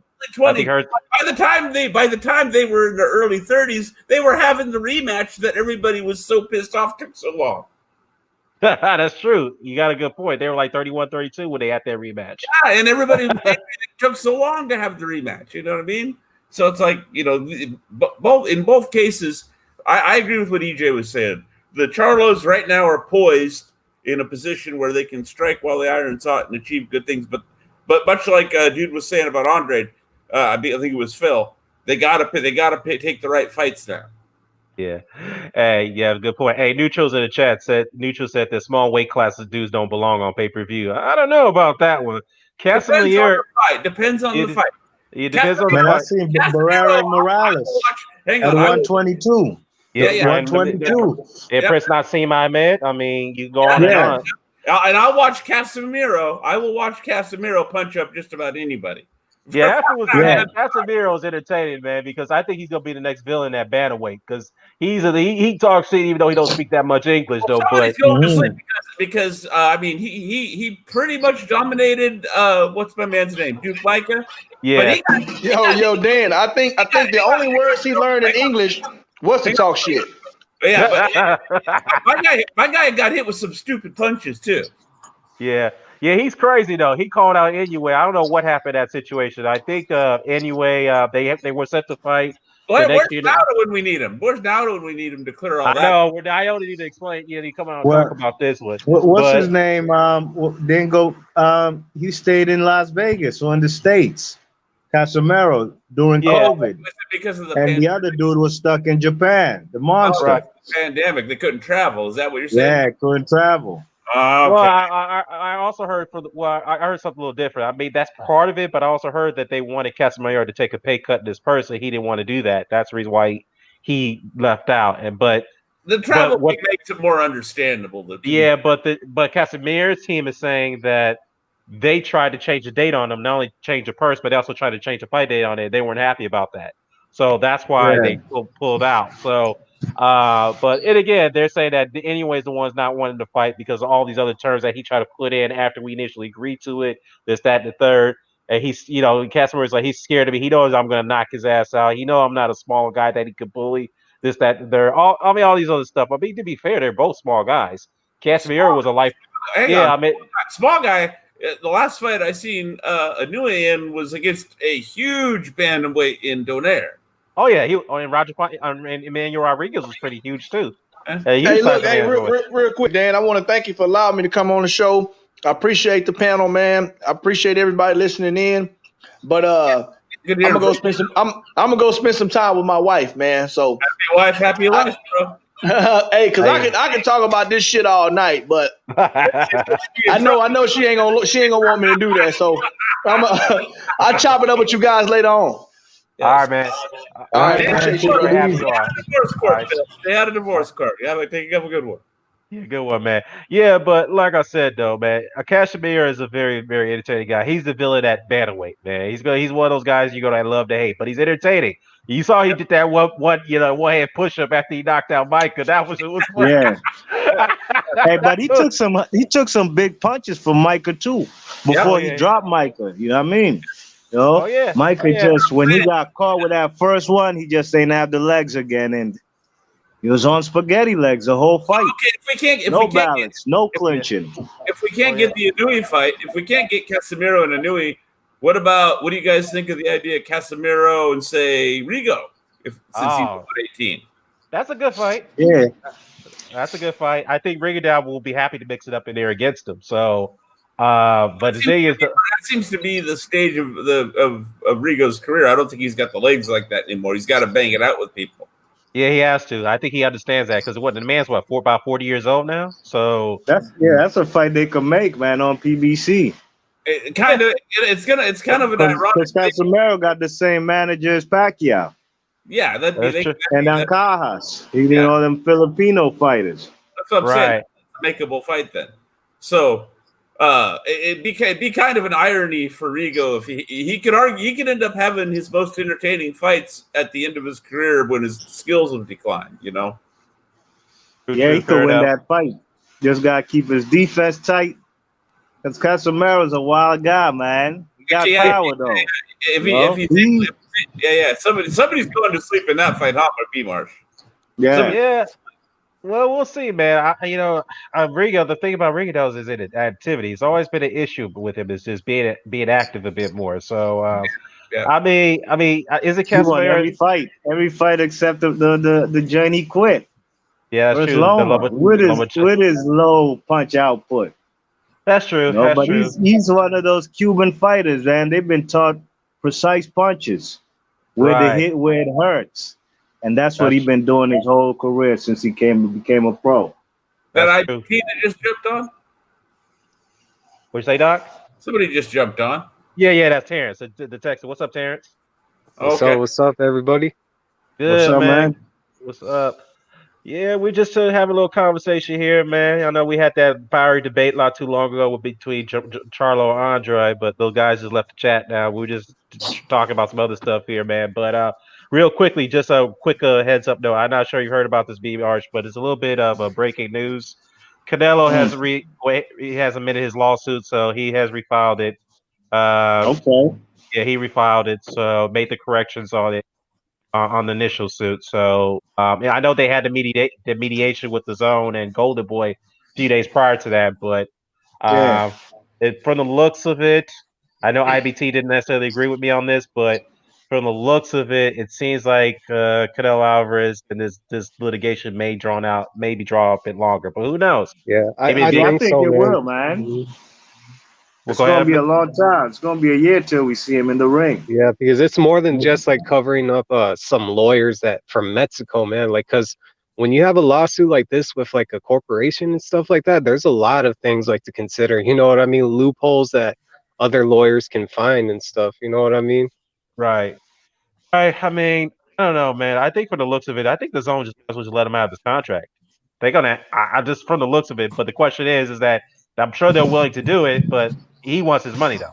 That's what Canelo was saying. I'm not walking out without my money. I think that's what the argument is. Sounds of it, man, because it sounds like he wants to move up to heavyweight just to get that money, man. You know what I mean? I heard that, but I don't believe that shit, man. I don't know. It's sounding crazy on Canelo's side nowadays.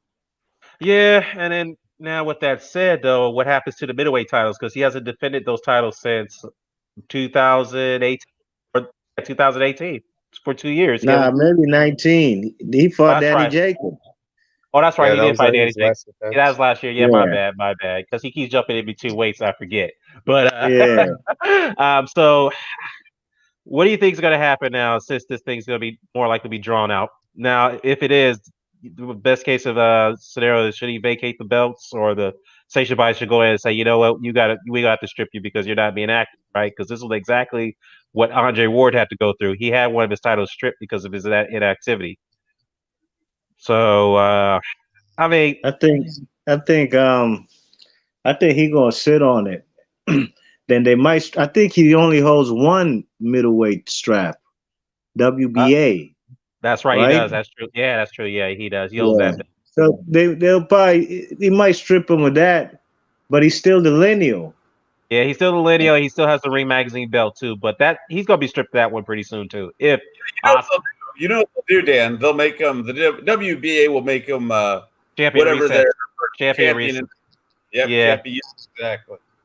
Yeah, that's a good point, Mr. Doc. So they probably put him in champion recess like they did Rigondeaux, and then what's called Myrota will be upgraded, be elevated to Murata be super champion. And I know somebody brought this up that Charlo should go after Myrota next, but that's, I mean, do I really want to see that fight? I mean, it could be an entertaining fight. I got no problem with that fight. What's wrong with that fight? Isn't he supposed to fight like a trilogy with Rob Brand or something like that? Yeah, I'll tell you what, I'll take it over another Rob Brand fight. I mean, they were pretty good fights, but I don't think anybody really cares about those fights, to be honest with you, because, I mean, Murata spent most of his career, during his career in Japan. There's the thing right there. Will there be, if they can travel and if there's crowds or not, kind of makes a big difference with Murata, don't it? Well, they got the crowds in Japan. That's what Murata's going to argue. Yeah. If you go to Japan and fight Murata, that's big money. But I'm talking about before the pandemic, obviously. Well, they still have crowds there because Japan is one of the only few countries that didn't shut down during the pandemic. Oh, it's about, but you got to be able to get in there somehow. Yeah, you still got to get in there, though. Yeah, you're not sure they allowed people from these states to travel in. Before I forget, I was away from the mic when someone mentioned Canelo and heavyweight. I got to shout out one of my favorite Dwyer videos of all time. When Dwyer spent 55 minutes, give or take, breaking down Canelo versus Deontay Wilder. Yeah, I remember that shit, man. I remember that shit. Oh, my God. Oh, that was a gem. That was a beauty. Wait, hold up. Neutral says that Andrade might be fighting Willie Monroe. No. Really? No. Really? No. Hold up. Please, no. That's not funny. Is that true? Hold on. I'm going to look this up. Hold up. Liam Walsh. What's up? Mandatory. What did you say, B-Marsh? I think he's supposed to fight his mandatory next. Liam Walsh. Oh, okay. Demetrius Andrade, right? Liam Williams. Oh, Liam Williams. Okay. I mean, you know what? If they make that fight, I don't think that's a bad fight. I'll give Andrade the benefit of the doubt. Not only it's a mandatory, but I think it's a worthy mandatory. You know what I'm saying? Oh, wait, that's Liam Williams that knocked out Mullender face down, right? Right. Wait, hold up. That's one of my favorite KOs in recent times. Yeah, but real quickly. Wait, hold up. I'm looking at the rankings right now. Munguia is rated number 1. So isn't he the mandatory? Oh, Munguia's there now. He's the number 1. Yeah, he's number 1. No, they're gonna act like he's not number 1. Watch. Liam Williams fought Atlantis Fox, and that was for the WBO mandatory. Oh, that's right. Yeah, he knocked out Fox. You know how they do. Number 1 and mandatory are almost never one and the same for some strange reason. That's true. But if they're They're gonna, not gonna have him fight Andrade, man. They're not gonna have Munguia fight Andrade. yeah, they probably the thing is who they're gonna have Munguia fight because he's got to fight somebody. I mean, For because sure. he's rated number 1 by the WBC. So now that Derevchenko is lost, October 30th. Who's he fighting? He's fighting October 30th. I forgot. WBC, that's Charlo's belt, right? Munguia has moved up, right, to middleweight. Well, him and Toriano Johnson is fighting next. So I think the winner of that fight will be the challenger to Charlo's title. So for Charlo you'll have. Looks like we got Eubank Jr. and then the winner of that fight, which will probably be Munguia. Yeah, those aren't bad. Those aren't bad fights. I'm not mad at that. Yeah, they're not bad fights. I mean, Charlo also got Ian Williams in there. He's got Selecki. What do you know? He's got Samantha there too, who's fighting Golovkin next. He's got pretty the rankings. Yeah, in the rankings. I mean, he's beat most of his guys who's in the rankings already. He's beat Brandon Adams. He beat Hogan. He's beat Ozzy Demetrius. He's beat Hugo Centennial Jr. And I mean, Gabe Rosado's rated there. I don't know why, but it is what it is. Some of them guys they shouldn't be there. Some of them guys shouldn't. Yeah, but I think Toriano Johnson and Munguia is fighting for the final eliminator, so we'll see. Am I being too harsh, guys, when I say why in the hell is Toriano Johnson in a title eliminator? I don't know, man. He should have. I don't know why he's in a title eliminator. Derevchenko beat him up. He beat him up badly. He stopped him. That was like the worst beat I see Toriano Johnson take. To be honest with you, but yeah, man. So let me ask y'all this question here. How do you? I was gonna say. I know we touched upon this a little bit. I think I want you to chime in on this, Marsh. Bob Arum is complaining now that he can't get the Crawford and Brooks fight licensed in the UK. So based on that, if he can't get the license, that means that fight was going to fall through. Bob Arum believes somebody's trying to set him up over there. Somebody's trying to undermine him for getting the license. So what's your thoughts on that? For which fight, Kell Brook and Crawford? Yeah, Bob Arum can't get the UK license for that fight. He can't even get the license for Teofimo Lopez and Lomachenko too. So he's pissed off about that. I saw Teofimo talk about that. I'm not sure. I think even in England, this last pay-per-view last weekend was a pay-per-view for them. Right. Maybe they try to maximize, man, get some money out of it somehow, some way. Because because of the pandemic, they don't have crowds coming in. They not, boxing just taken in 2020 just a whole. They've taken a hit financially. Right. So you thinking they're trying to negotiate for maybe here's the thing though. All Bob wants is a certain fee. So are they trying to get Bob Arum to decrease his demands for the fee for the license? Is that what you think they're trying to do? Yeah, that might be the case. That might be what's happening too. Right. Because it'd be a damn shame if they can't show that Teofimo Lopez and Loma, because that's one of the best fights in 2020. Surely it could possibly it could be possibly by the year on paper, but we'll have to wait and see though, because right now you can argue Charlo and Derevchenko's up there on that list for fight of the year. So but we talking about now all these straps on the line, and Derevchenko's pound for pound status, he's got it's a massive fight. I was gonna go to this fight before the COVID hit. I was going to go to Madison Square Garden for this one. So, if I remember correctly, speaking of Teofimo and Lomachenko, if I remember correctly, the WBC came out and said if Teofimo wins, he gets to be franchise champion, right? Yeah, they did say that, but it makes no sense. Would that be undisputed? No. Nope. So hang on. Here'd be the counter argument, Dan, because I think I know where you're going. Obviously, it would be what's my man's name? Haney, right? Yeah. But the thing is that isn't this kind of similar to like if you're the WBA super champ? Do you have to still beat the regular champ to become undisputed? I'm just trying to give you the argument. I'm not saying that's because I don't know. Yeah, I don't know what I think. I'm trying to. Well, I see where you're going with it, but the only difference is the WBA champion does not give you the privilege to not fight your mandatories. You still have to defend that title. That's a real belt. You got to fight against the regular champion eventually, and you have to fight other mandatories that they mandate you to fight. Right, in the WBC's got a lot more discretion from the way they described it with the franchise champion. Yeah, the franchise, all it is just a status that does not allow you that does not that does not mandate you to fight mandatories. That's all it is. Yep. It's not a belt. You don't defend it. They don't mandate you to fight anybody with that franchise belt opposed to the WBC super belt. Okay, so what they've managed to do is they've managed to one up the WBA and make it so that the lesser belt is the one that the hardcore fans take more seriously. Basically, that's what they did. They legitimized the regular WBC belt. That's what the WBC did. That's exactly what they did. That's a good point. Wow. Because at least with that belt, you can unify with the other champions. Like the regular belt, you can't do that with the WBA. Yeah. Under certain situations, you can't do that. Yeah, 10, 20 years from now, Dan, we're going to be arguing with people about alleged defenses of the franchise title and whether they count or not.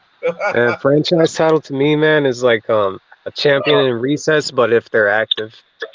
That's what it is. Or it's kind of like it's a good point, Terrence. It's also, to me, it's like the emeritus too, if you think about it.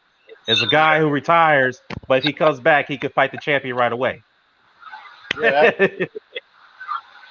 That's like what Fatale did when he retired one time. And he announced his comeback. He got an immediate shot at Samuel Peter when he was a champion emeritus. So it's like to say, to me, that's how I kind of equivalate that.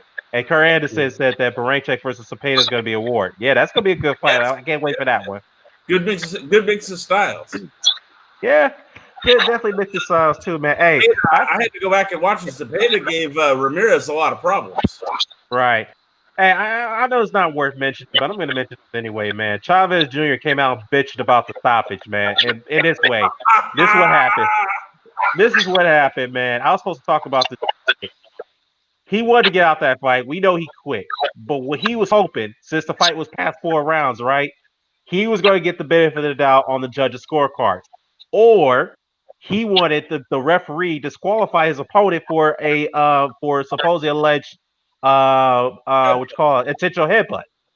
So he didn't get his way. He got pissed off about it. He started crying to the media that the referee was going to tell me he's going to disqualify the guy for headbutting me. And then how the judge is going to score for that guy? Did they see that I was doing well in that fight?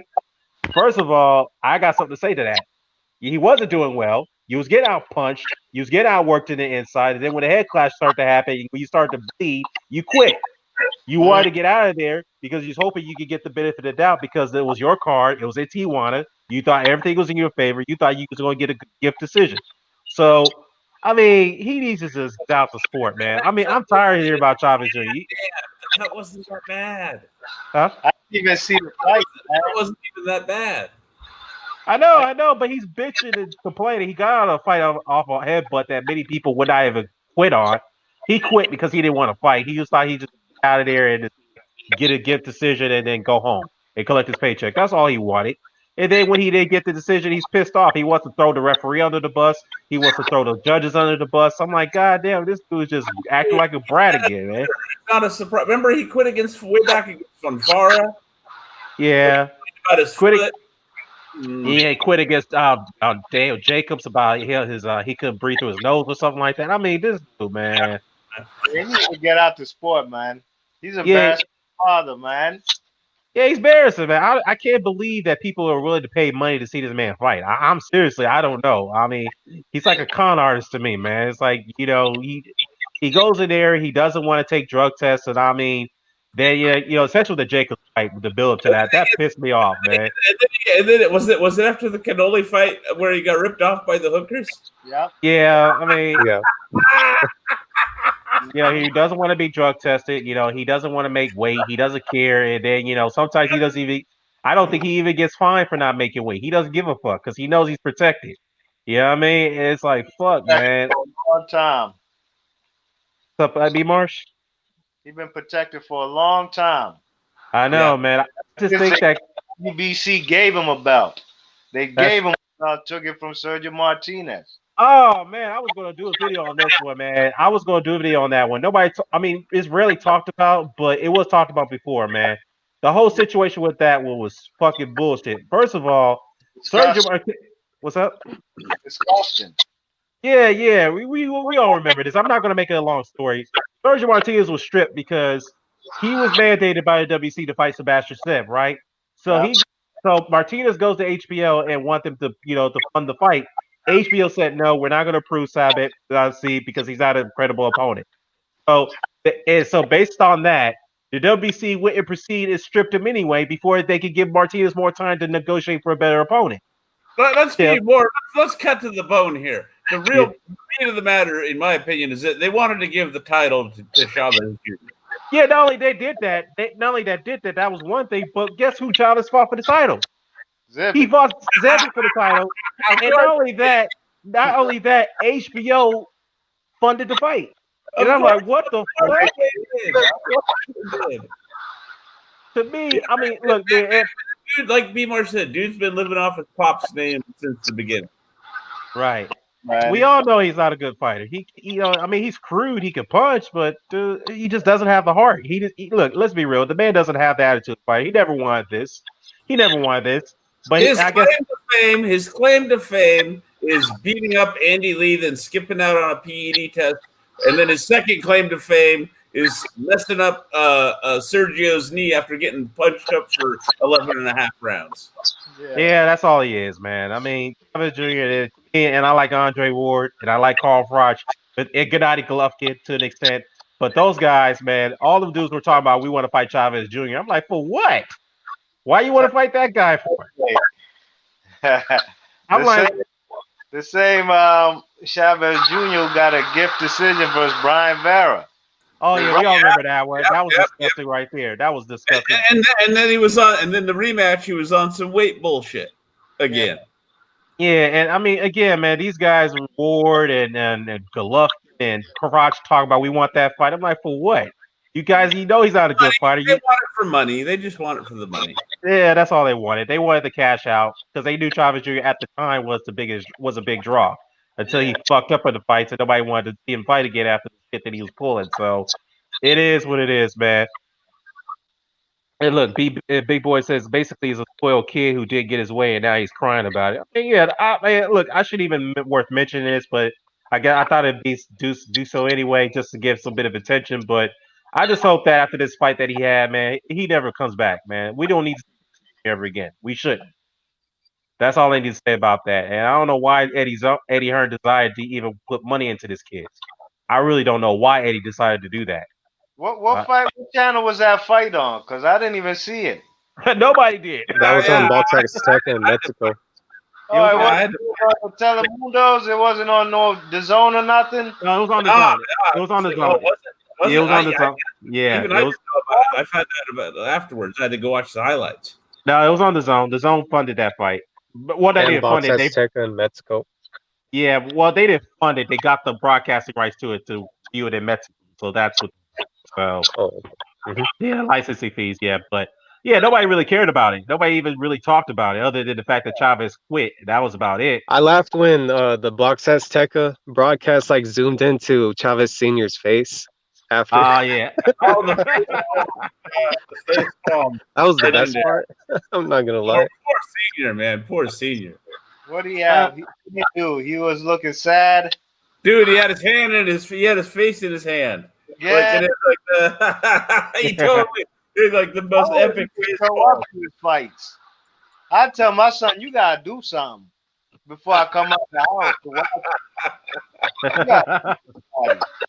Well, to be fair though, Chavez Senior had a fight on that card too, an exhibition bout against Arce, but he had to be there. He had to. That was the main event though. His son's fight was not the main event. Mm-hmm. Which I was like, wow. So the exhibition bout is the main event. Interesting, but it is what it is. I haven't watched it yet, but I've heard people say that Chavez Senior's exhibition fight was better than Chavez Jr.'s regular fight. It was. I mean, two old guys to fight. I mean, in the exhibition bout, but it was somewhat entertaining. But I mean, nobody really talked about that card. I mean, it was bad. I mean, it was a horrible card. It was not even worth discussing, to be honest with you. But it is what it is, man. It was just there for guys to get paid, and that's about it. Middle of a pandemic, and that's all it was. That's all. That's all it is to it, man. But I guess I could wrap this up, guys. I guess we covered everything. But other than that, guys, you guys have any closing arguments? B. Marsh. I missed a lot, I guess. I don't know how long y'all was on here, but you wanted to give my thoughts on the whole pay-per-view card. I thought it was a good card. You know, I was a little thrown off when Charlo fought Demetrius, and you know, I thought they were going next to Charlo versus Rosario. Yeah, that killed me, B. Marsh. My old ass fell asleep. I fell asleep. I missed Ramon, and I missed what's my man's name? Figueroa. Yeah, I thought that too. You know, I think the reason why they had it that way because the last time they had the Charlos on the same card, it resulted in the brothers lost. You know what I mean? They were fighting, you know, neck to each other. I guess based off the confidence psychological level, I think I'm just assuming maybe Jermall didn't want that because he didn't want that to be a confidence killer. And, you know, I think he felt a little jinxed if they had that format that way like it was before.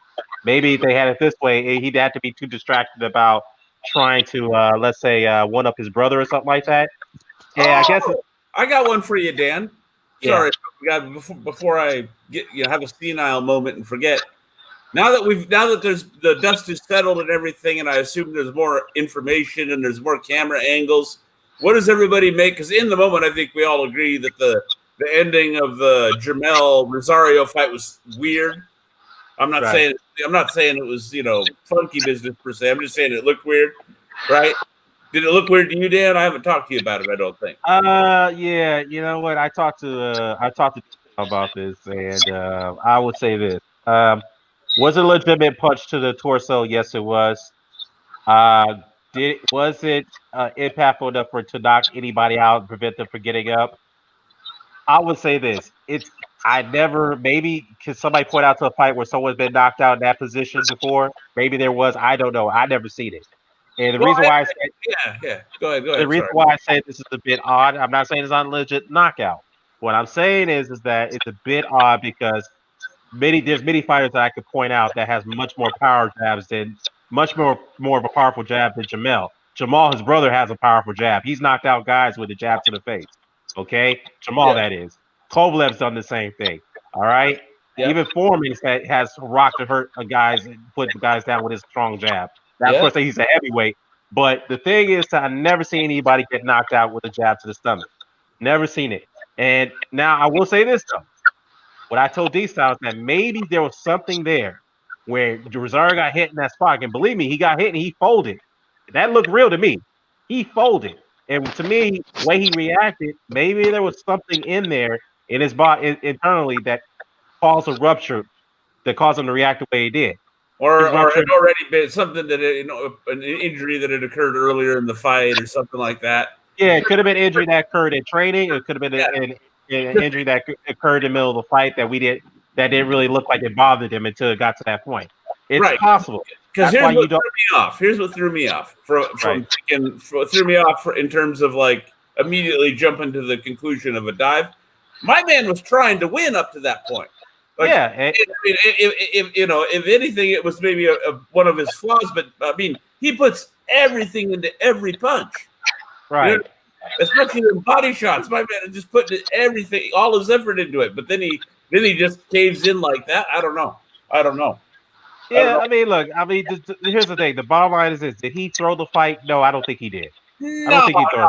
He might have been looking for. He might have, in the course of the fight, he may have decided he wanted out. I'd buy that.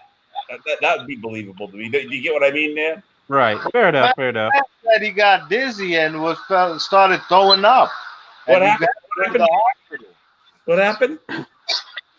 He said he felt dizzy and started throwing up. Really? Oh. Okay, I didn't know that.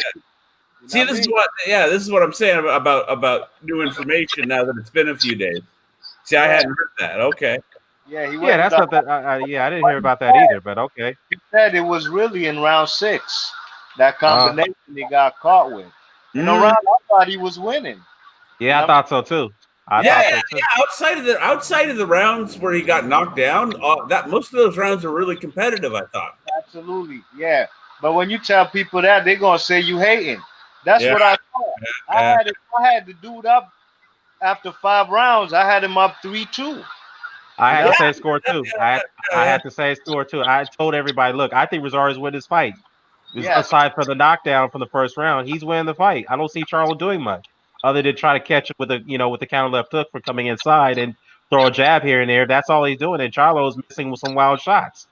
So I mean, Rosario is hitting him to the body, even though he's getting warned about some, flirting low blows. But they didn't take a point. They didn't. He didn't take a point, so they count as far as I'm concerned. Well, but Rosario's corner was complaining too. It was like, well, if you're going to warn us, why don't you warn Charlo for a lot of the clinching he's doing while my guy's trying to work in the inside? Fair point. It's a fair point. I'll watch Rosario again. I'll give him another chance. Yeah, I think I think maybe especially now from what B. Marsh just told me, because I hadn't heard any of that. Yeah, you know what? Yeah, let me say this. Maybe if doesn't warrant a rematch between Charlo and Rosario, maybe it does. We'll see. Rosario could come back, which I think he can. He can come back from this. It's only a second loss. Not an immediate rematch. So not an immediate rematch. No. I'm saying rematch down the line. He's still a player. He's got only 2 losses on his record, and he could come back. He could give him some few, tune-up, a couple tune-up fights, and maybe one good contending fight. And then he can get back in the title match. I feel that's another division. That's another division where you got a lot of rock, paper, scissors. Like I think Rosario probably beats J-Rock 9 times out of 10. I think so too. And I think J-Rock beats Hurd 9 times out of 10. And I got a sneaky suspicion that Hurd probably beats Rosario. You know what I mean, or something like that. But you get what I'm getting at. Yeah, that's what you're getting. You got a lot of fighters where it's rock, paper, scissors. Well, speaking of 154, man, hey B, what's up? He hasn't cleaned out the division yet. Yeah, he got Teixeira still. And there's still. Hold on, let me finish. He's the number 1. I give him. He's the number 1 junior middleweight. He got 3 straps, but he still has some fights there in order for him to clean out the division. He got to get the win of the WBO fight with Castano and Teixeira, and he also got to fight J-Rock and Jared Hurd. Yes, sir. Yes. Oh yeah, I was going to get into that. The WBO strap what Teixeira has right now. I mean, yeah, he's got to fight this Castano because that's the mandatory fight. I mean, I think Castano's going to win that fight. I'm not high on Patrick Teixeira. I'm just being honest. He got some skill. He's pretty good, but I don't think he's going to be. He'll be champion that long. I'll be honest with you. And that reminds me, B-Mark. I got a question. No Brazilian fighters. B-Mark, I got a question for you. Would you have Lara on that list, or is he too old now? Oh yeah, man, Lara for sure too. Lara will get a payday too. He hasn't had, I mean, he got $1 million versus Hurd, but I'm talking about like a Canelo fight, like something now. Oh yeah. I was just talking names in the division that would add to his legacy, like you were saying, J-Rock, Hurd. I'd probably throw Lara in there, and then obviously you want the undisputed. Yeah, you want all that. Yeah. Well, let me ask you guys this. I'm going to close this out real quickly, but let me ask you guys this. What do you think of matchup between Tim Tszyu versus Jermall Charlo? Not right now, but maybe like in a year or 2 or something. Perhaps. I agree with you on that one, Terrence. What about you, B. Marsh? I think Jermall Charlo is just too explosive, man. And that was the difference with him and Rosario. Rosario was picking him up, but Charlo can throw one punch, a hook, and just hurt him bad. And that's true. That was what the difference was. And he's just too explosive for anybody. Tony Harrison fight, it proved it. Anybody, Jared Hurd got a chin. I still want to see that fight.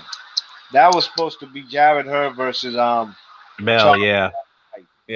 Build up. At one point in time, that was one of the top 3 hottest fights to be made in boxing after Hurd beat Lara, and people still weren't convinced. Yeah, fair enough.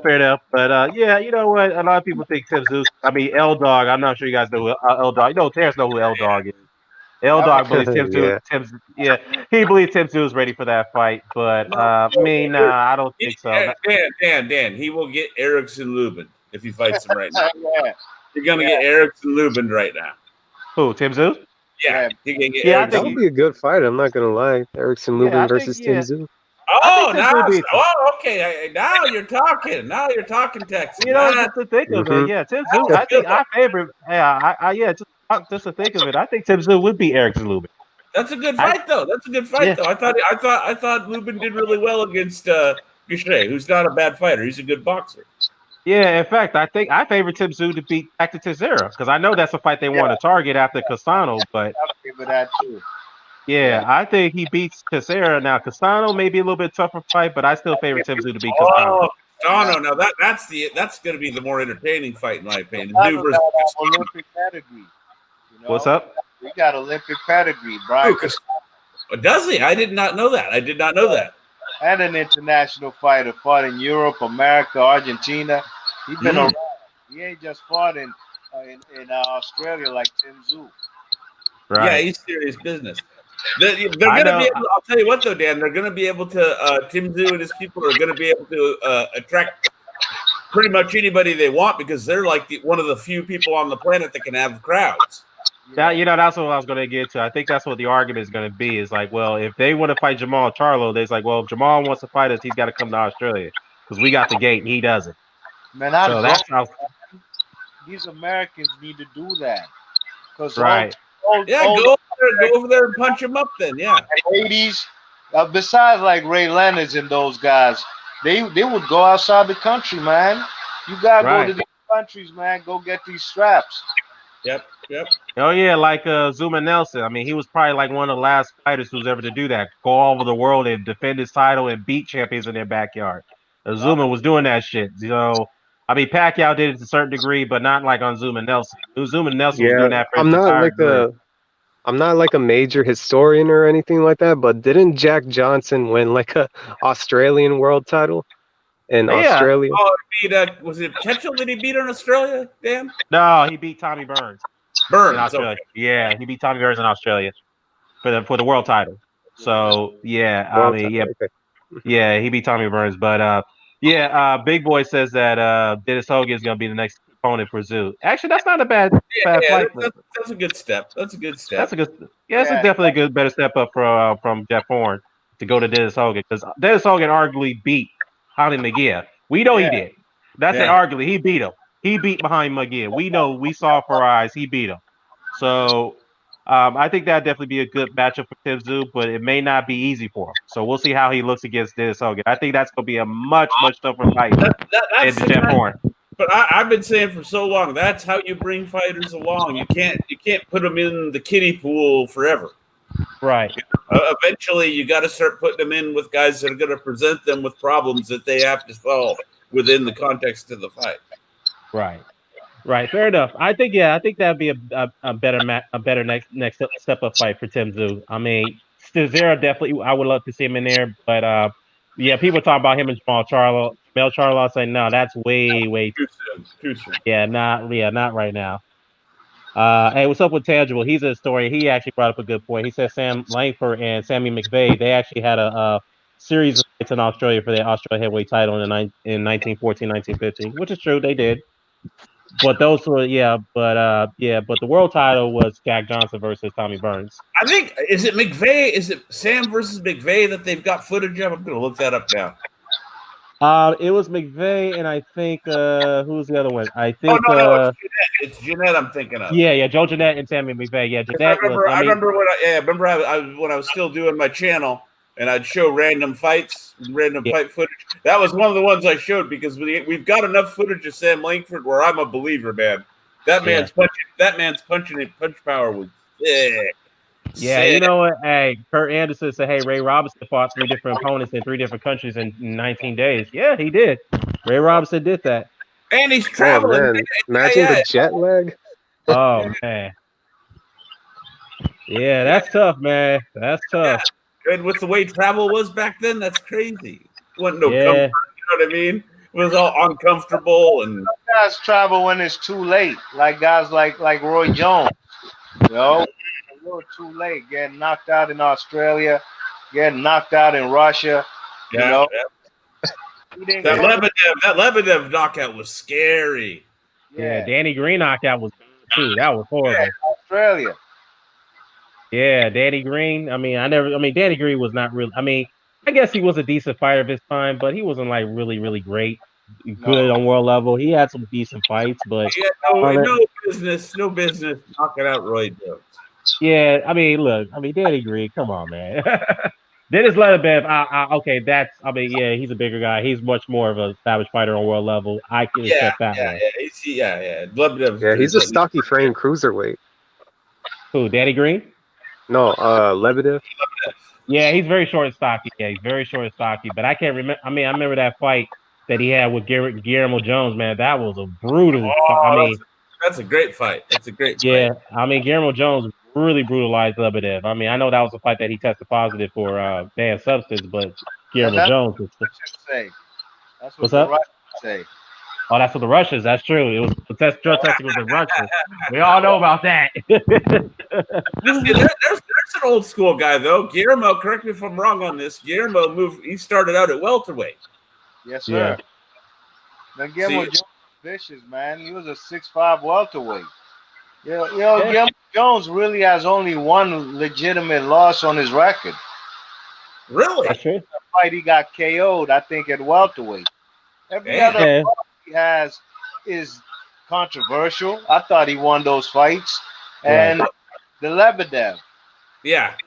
And what didn't he he's from Panama, right? Panamanian? Yeah. Panamanian, yeah, even guys like B-Hop when what's that country? When he fought Sagan Mercado. Oh, Mercado. Yeah. Where was that? It was somewhere in Central America, wasn't it? Yeah, it was Ecuador. Ecuador. Hey. There you go. Yeah. Hey, you know what? Tangible says that Email Griffin had won fights in 11 different countries. Zuma Nelson won fights in 8 different countries. So, and I guess again, go back to Zuma Nelson. He's probably the last modern day fighter who's willing to do things like that in our modern time. And we haven't had a fighter like. I'm going to throw something out there before we close up, Dan. I'm going to throw something out there.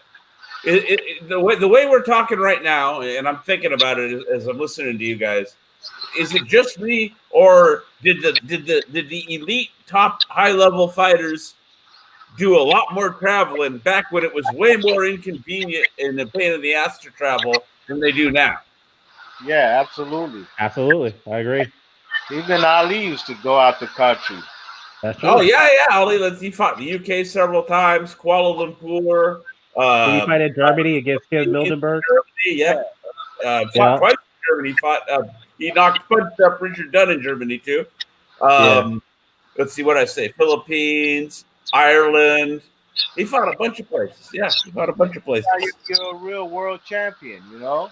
And you can elevate the sport. You know what I'm saying? Now, I could see some American guys ain't going to go nowhere because they the stars here. You know what I mean? Yeah. America's still the fight capital of the world.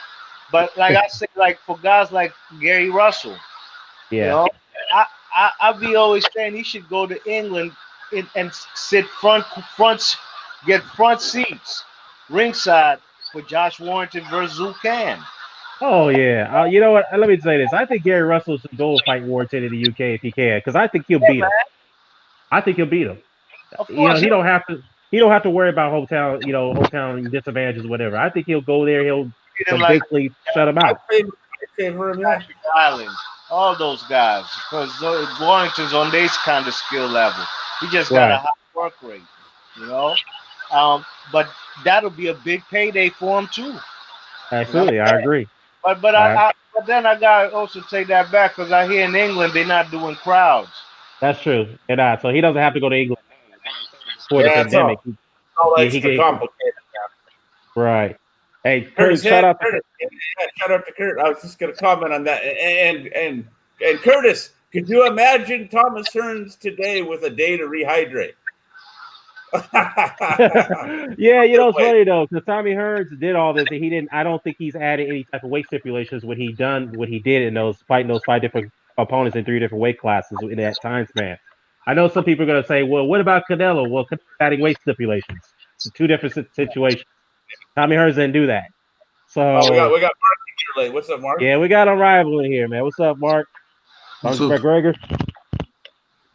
What's up? Yeah, What's up, man? Yeah, we were just gonna close it up a little bit about the history, man. So yeah, real quickly, dude. So just to run it down, let me ask you this, man. This is a common sense question. Who has a better resume, Demetrius Andrade or Jermall Charlo? Jermall Charlo. There you go. That's all I need to say because we had a fiery off debate with Jalik and Phil, and Jalik was defending Andrade to the fullest, and Look, we know how let me that's put it like this, Dan. Let me put it. Jason Gavin has beaten more current or former world champions than Demetrius Andrade. Case rest. Oh, that's bad. You Jason Gavin, the heavyweight, right? Yeah, the dude who got fucked up by everybody. Yeah. Oh, yeah. Stepping stone heavyweight. Because don't forget, he beat James Toney, even though Toney was washed. That's true. Oh boy, that's bad.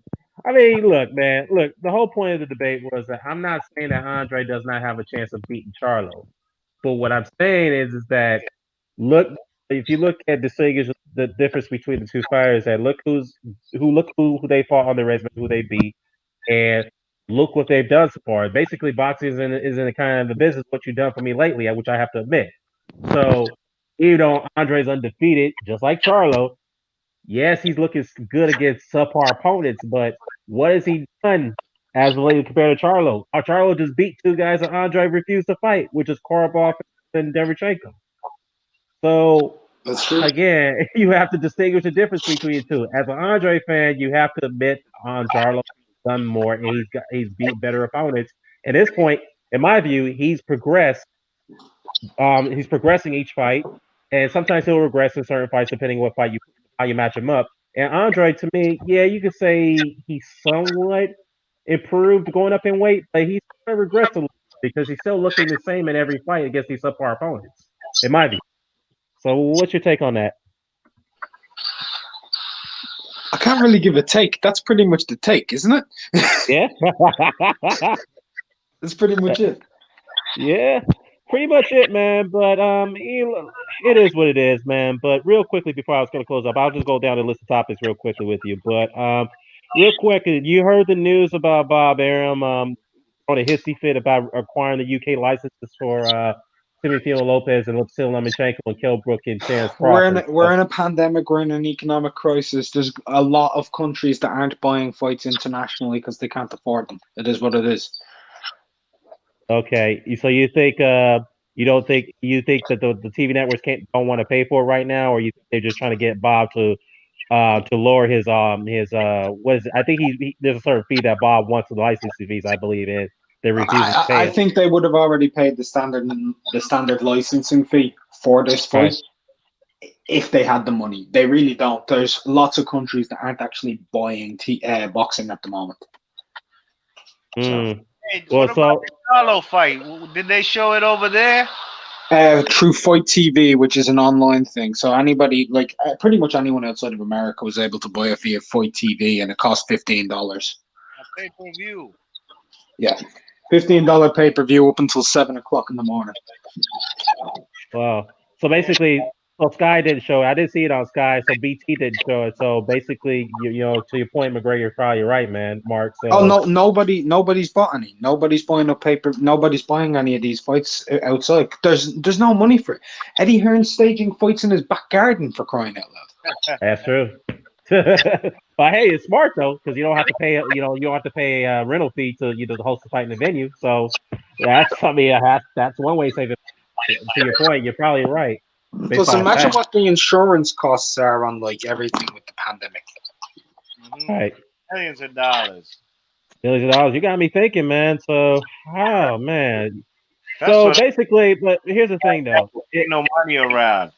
Right, but here's the thing, though.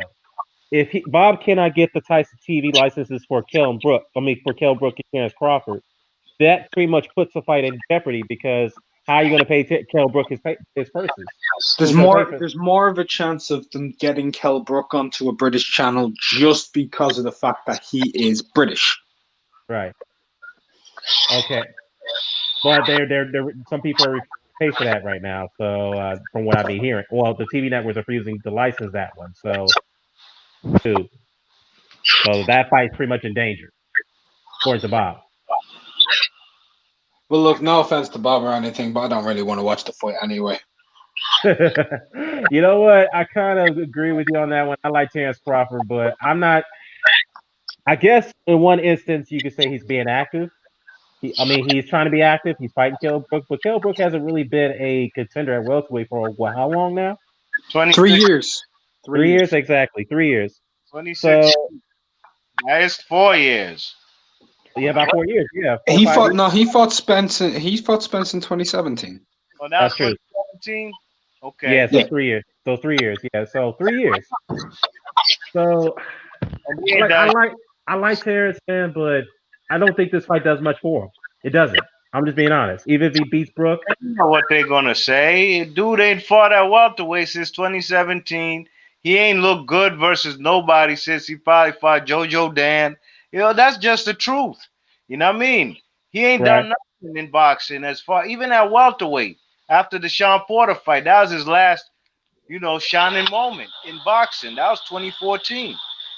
So.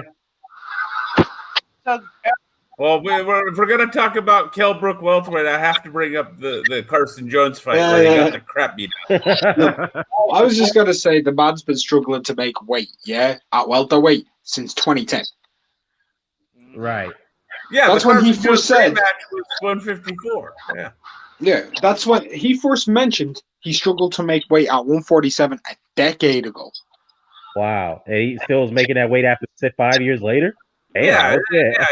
Like B. Marsh said, Crawford's not going to get any credit because everybody's going to say he's been like you just said, struggling with that to make the weight for 10 years. Kell Brook is wishy-washy to me, man. Because Sorry, yeah. Go ahead, Terrence. Yeah, Kell Brook to me is wishy-washy. One thing he's saying, I have to give it to him that he's been consistent with saying that he can't make 147 for too long, but then all of a sudden he's saying, "Oh, I could sink down to 147." Like all of a sudden, you know what I mean? Like he can't really make up his mind with what he's telling everybody. That's my issue with it. Fair enough, man. But I know Tangible just got in here. But real quickly, guys, just a quick, I know this was somewhat of breaking news. Now the boxing season, I picked up on it. Canelo Alvarez has decided to refile his lawsuit against Golden Boy in the Zone. So who gives a fuck? Tell me what he's fighting. All right, fair enough. There's your answer, Gregor. But I was going to ask though, what do you think is the outcome? Do you think there's going to be a settlement, or do you think this is going to be a point that they're going to pay out a settlement to Canelo's main money into Canelo's contract, and he's just get out and do what he wants to do? What do you guys think? Couldn't tell. He'll never get 280 million. Nah, he ain't gonna get what he's asking for. I'm gonna anticipate they settle out of court, and that's what I anticipate. I think it's much lesser risk. I mean, Canelo actually following through and trying to sue them and trying to get a ton of money, that's really high risk and really high reward. Right, but you know what? Here's my take on it. If it gets to that point, as far as the settlement is concerned, I think that's what's going to happen. But I don't think Canelo's going to get a full $280 million. I just don't see it. I think what they're going to do, they're going to give him at least a compromising amount that he can't refuse. That if he takes it, that he's gone. Let him go about, does what he wants to do. Let him be a self-promoter, self-manager like Cotto and Mayweather did, and De La Hoya did, obviously, when he left Top Rank. So he agreed to a pay cut. He did 30%, and then when the Zone come back into the mediation, they come back and said they gave him an offer that was more than the 30% that he was going to compromise to. So, I think what's going to happen is they're going to reach a settlement of something like 70 million. He's going to stay with them, right? But he's going to be fighting at like 18 million a fight. He ain't going to stay with them. I think he wants to get off the app. Period. Yeah, go back to making the upside on pay-per-view like he did back a couple of years ago. It was more money.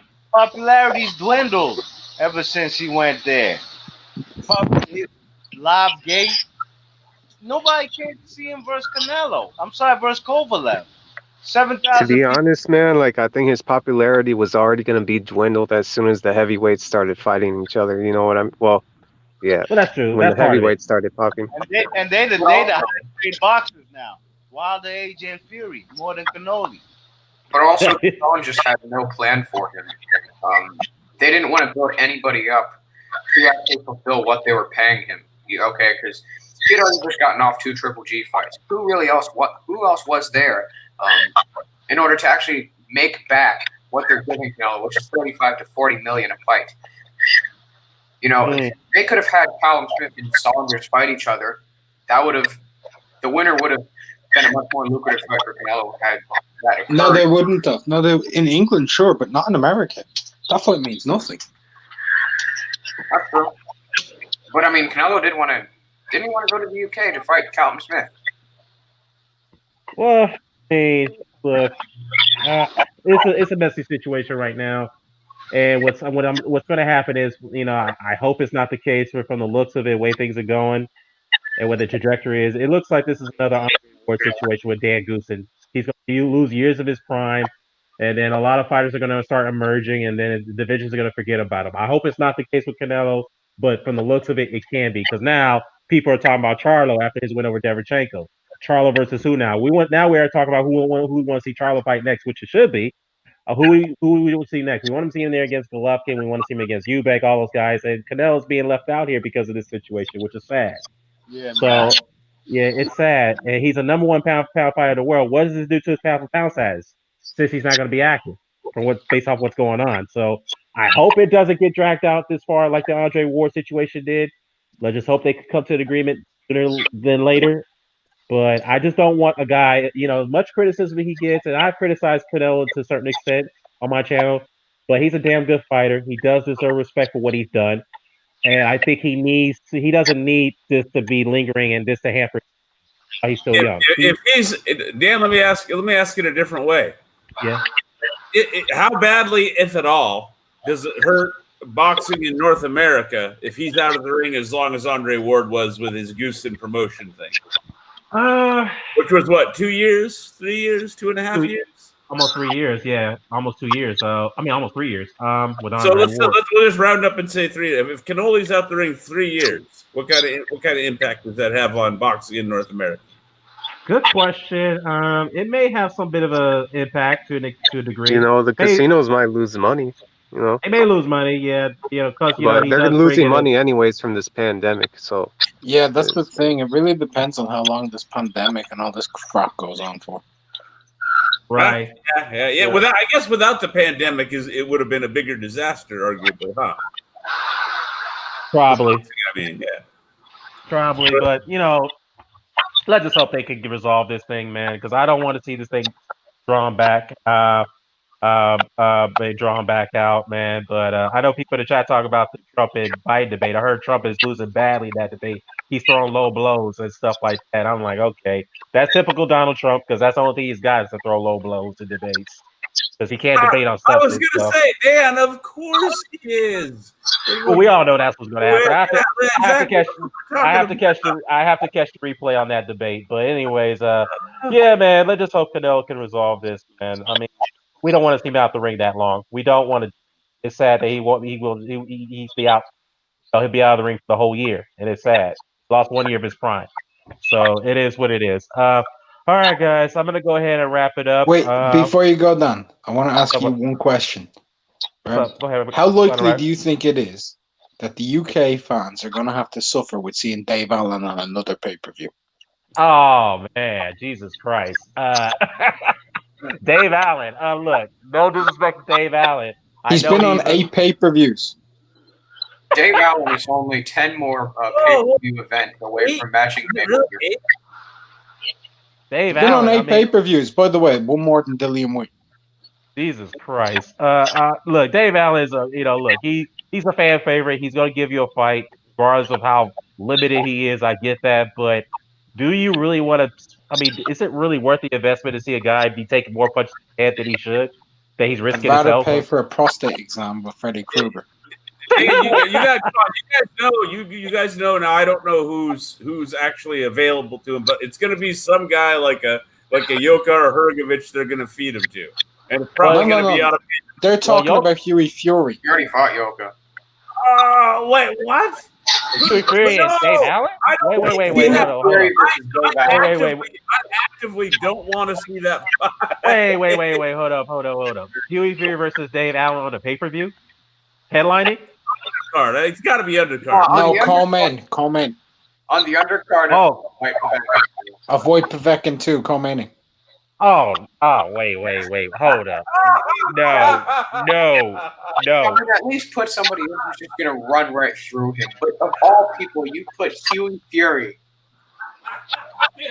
All right, let's be real.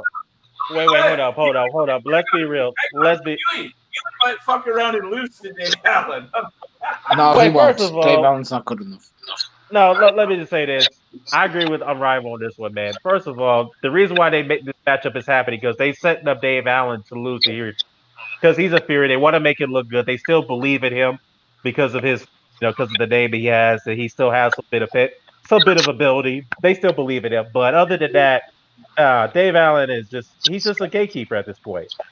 Unless he could get lucky in certain fights, he's just a gatekeeper. That's all he is, just like David Price.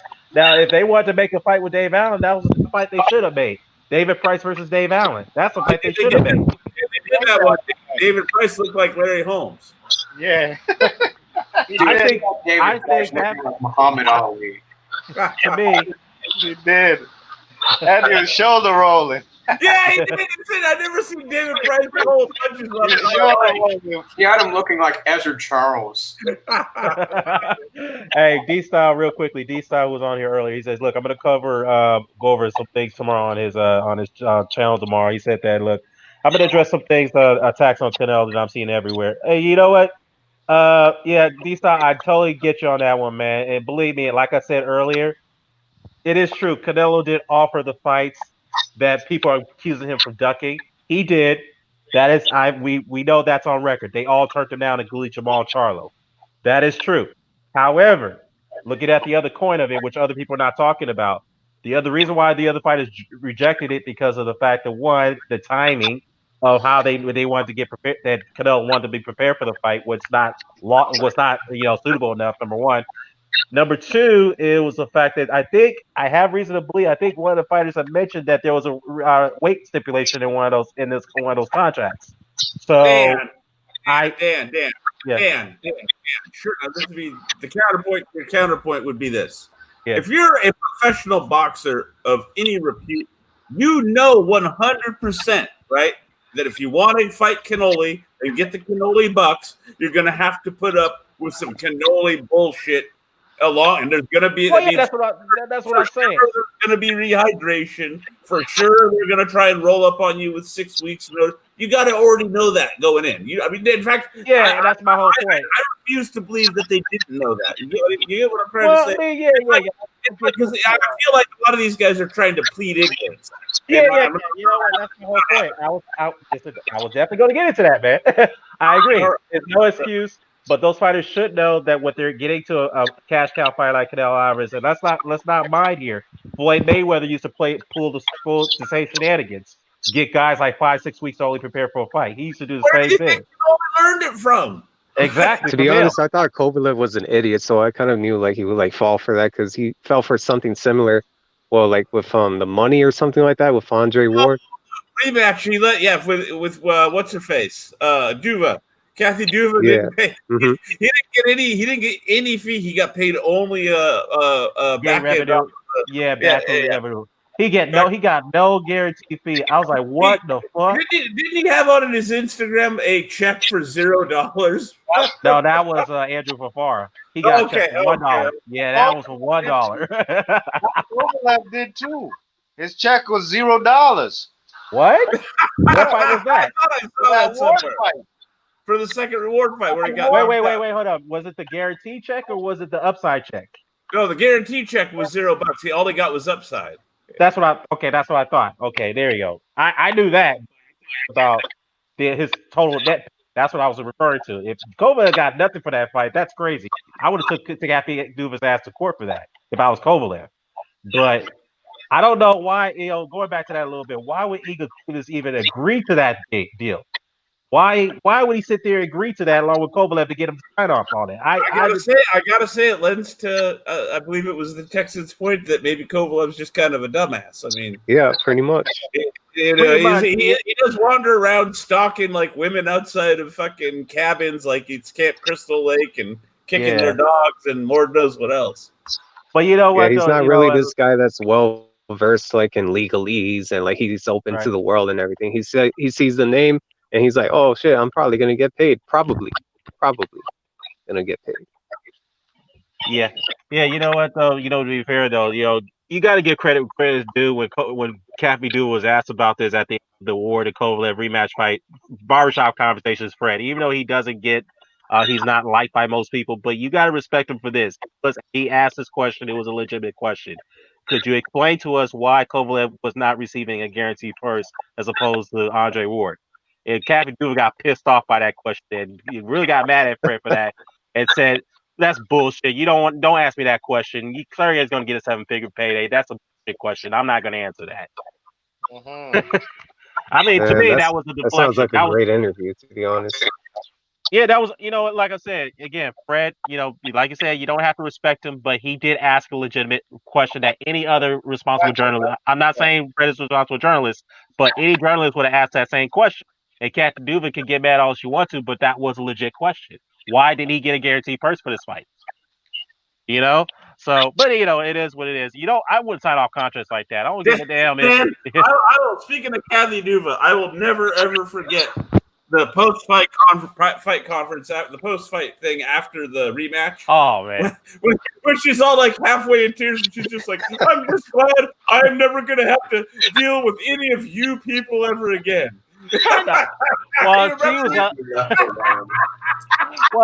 look, she knew she had so much writing on that rematch financially. She knew Kovalev was the only money making fighter she had, and she knew if he lost, she was gonna take a hit financially. That's why she was pissed off and soured about that, and that's why I applaud Andre Ward for taking her ass out, because I couldn't stand Kathy Duva.